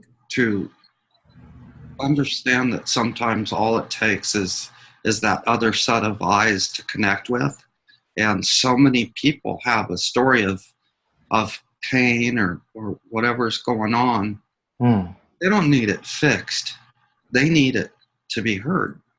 Sure. And once that connection's made and that safety of, you know, my life's apart, and you know, I just held her and let her know it's going to be okay, and then it's already manifested itself in ways that have healed that situation, and we all have that ability. That's not a training course that you take. It's remembering. Yeah. You know? Yeah, that's brilliant. And you gave yourself and her a gift simultaneously, and you both took it. It's just brilliant, isn't it? Yeah, you know, the gift for me was I too have that story that needs to be told. Yeah. A lot of the time it's put under lock and key because dangerous territory. Don't open that door unless you're ready to deal with it. And sometimes we can't deal with it alone. We need a tour guide. Yeah. Yeah, And, brilliant. Yeah. And sometimes that tour guide's not available, so we do what we need to do to keep that door closed. You know, we all have that ability to when somebody's, you know, door looks like it's about to bust because something needs to come out. And you know, we don't need to provide solutions as much as you know, for her to know, I'm right here. I'm right here. You know, without any judgment, what's going on. And eventually you realize that what was going on just needed to be felt.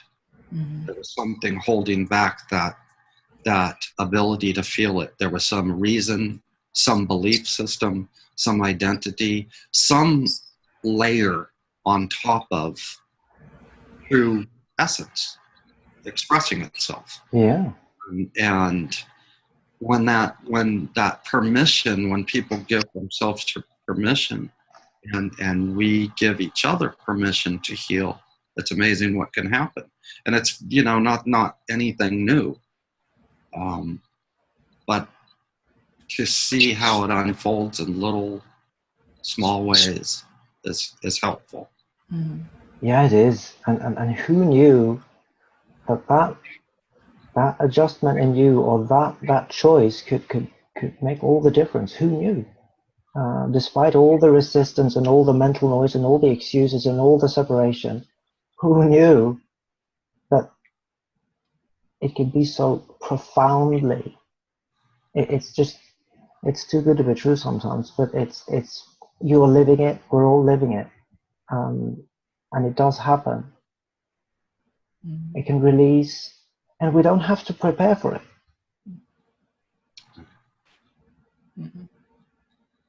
You really gave her a very beautiful gift, and you also gave yourself a gift in what you were able to witness take place between the two of you, and you just went into a deeper level in that relationship with her as well.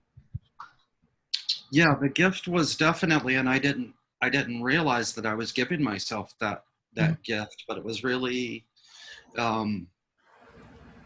in going through what I've been going through lately, maybe what I needed was to actually just ironically give the very thing that I need. Mm-hmm.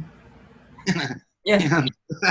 And that's what we're doing. And it's, you know, Yeah. at a certain point you have to laugh at it, because we're always not willing to give the thing we need. But if we just give that thing we need, we get what we need. Yeah. Yeah. You know, and yeah, thank you, Patricia. That's true. It was a great gift to me. No, you're very welcome. Thank you for sharing. It's been just everything that everyone has shared has been awesome. Yeah. It's been just absolutely brilliant to connect, you know. It has. And I want to say, you know, I really appreciate everyone being here. This will just be something personal for me to share. It took me quite a while to step into this role, to hold this type of space, because I am a person that did live a very traumatic childhood. And so I did have a lot of things to heal in my life. And so I lacked self-confidence. I lacked if you told me that I was a pretty person, I thought you were making fun of me because I couldn't see it. I could not find very much to like about myself because of all the things that were taking place. And it took years and years of healing. And I'm 50 years old now, and I've done the work and I've healed. And obviously there's still more to do because I'm still here. The idea of being awakened, I think if, you know, we were truly awakened, we would cease to exist in this reality because we'd be completely done. So it's always a process. But I just want to thank everyone that is here, because we are a part of one another's stories. We are co-creating this together, and we are where we're supposed to be with those people that we need to have these interactions with now for our journey to grow and to continue. So thank you so much. Thank you. So everyone, it's absolutely miraculous. It feels good to actually talk and speak and share and connect. Mm-hmm. It's refreshing. It's just brilliant. Yeah. And I feel bad, Debbie Cameron, that you just came on, because we're probably about to wrap it up, but this is recorded and it is going to be put on my website and on YouTube. So is everyone comfortable with that? Because your stories are being told. Sure. Okay. And does anyone else have anything they'd like to share? Okay.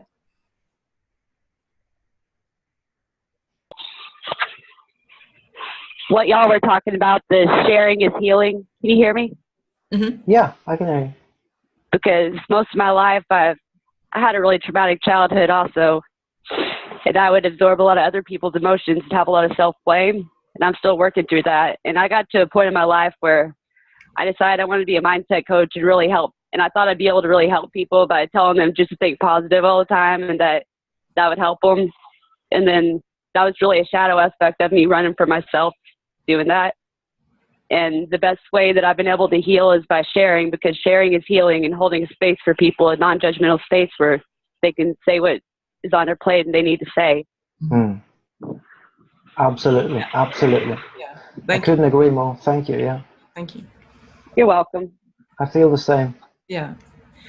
Well, I mean, Bjorn, you are, if you've seen me a few times, just your energy, your presence is so very healing and loving, that just something, when I'm hearing your voice, the frequency and the energy that you share has made me tear up a few times during this conversation, because it's just so beautiful. It's so pure. It's so beautiful.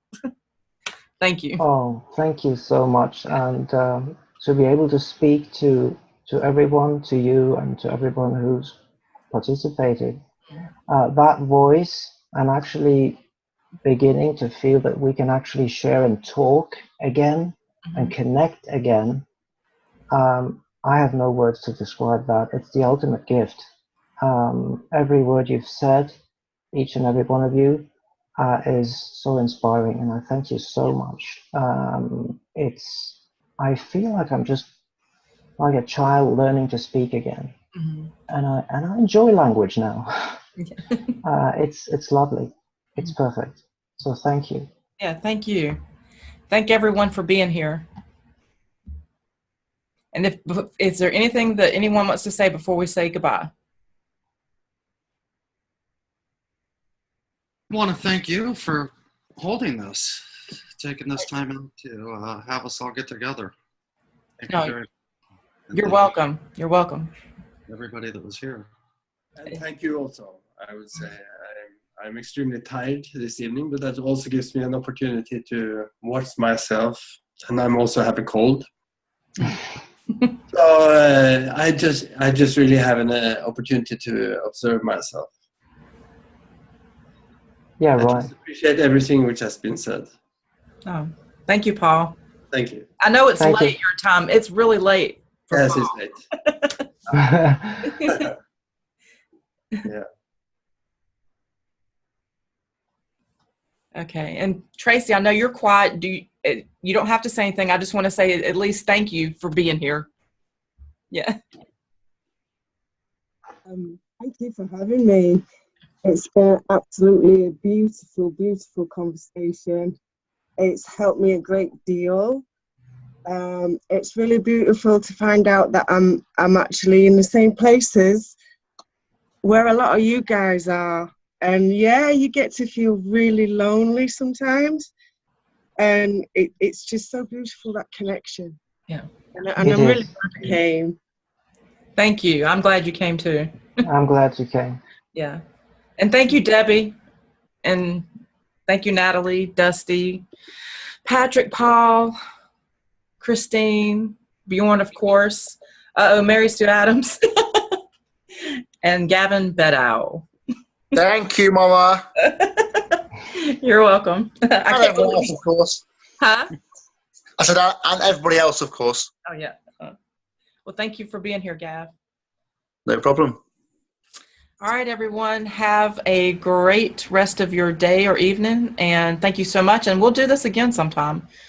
Yeah, thank you so much. You're welcome. And anything that you guys think of, if you ever come up with conversations that you'd like to have, just reach out to me, let me know, and we can always, do this and with other, topics as well. Are you sure? Brilliant. I'm sure. Well, thank you so much, Patricia, for All right, creating you're welcome. this. I really appreciate it. Thank you. I really appreciate you. All right. Love you guys. Okay, bye. Bye-bye. Bye. Bye-bye.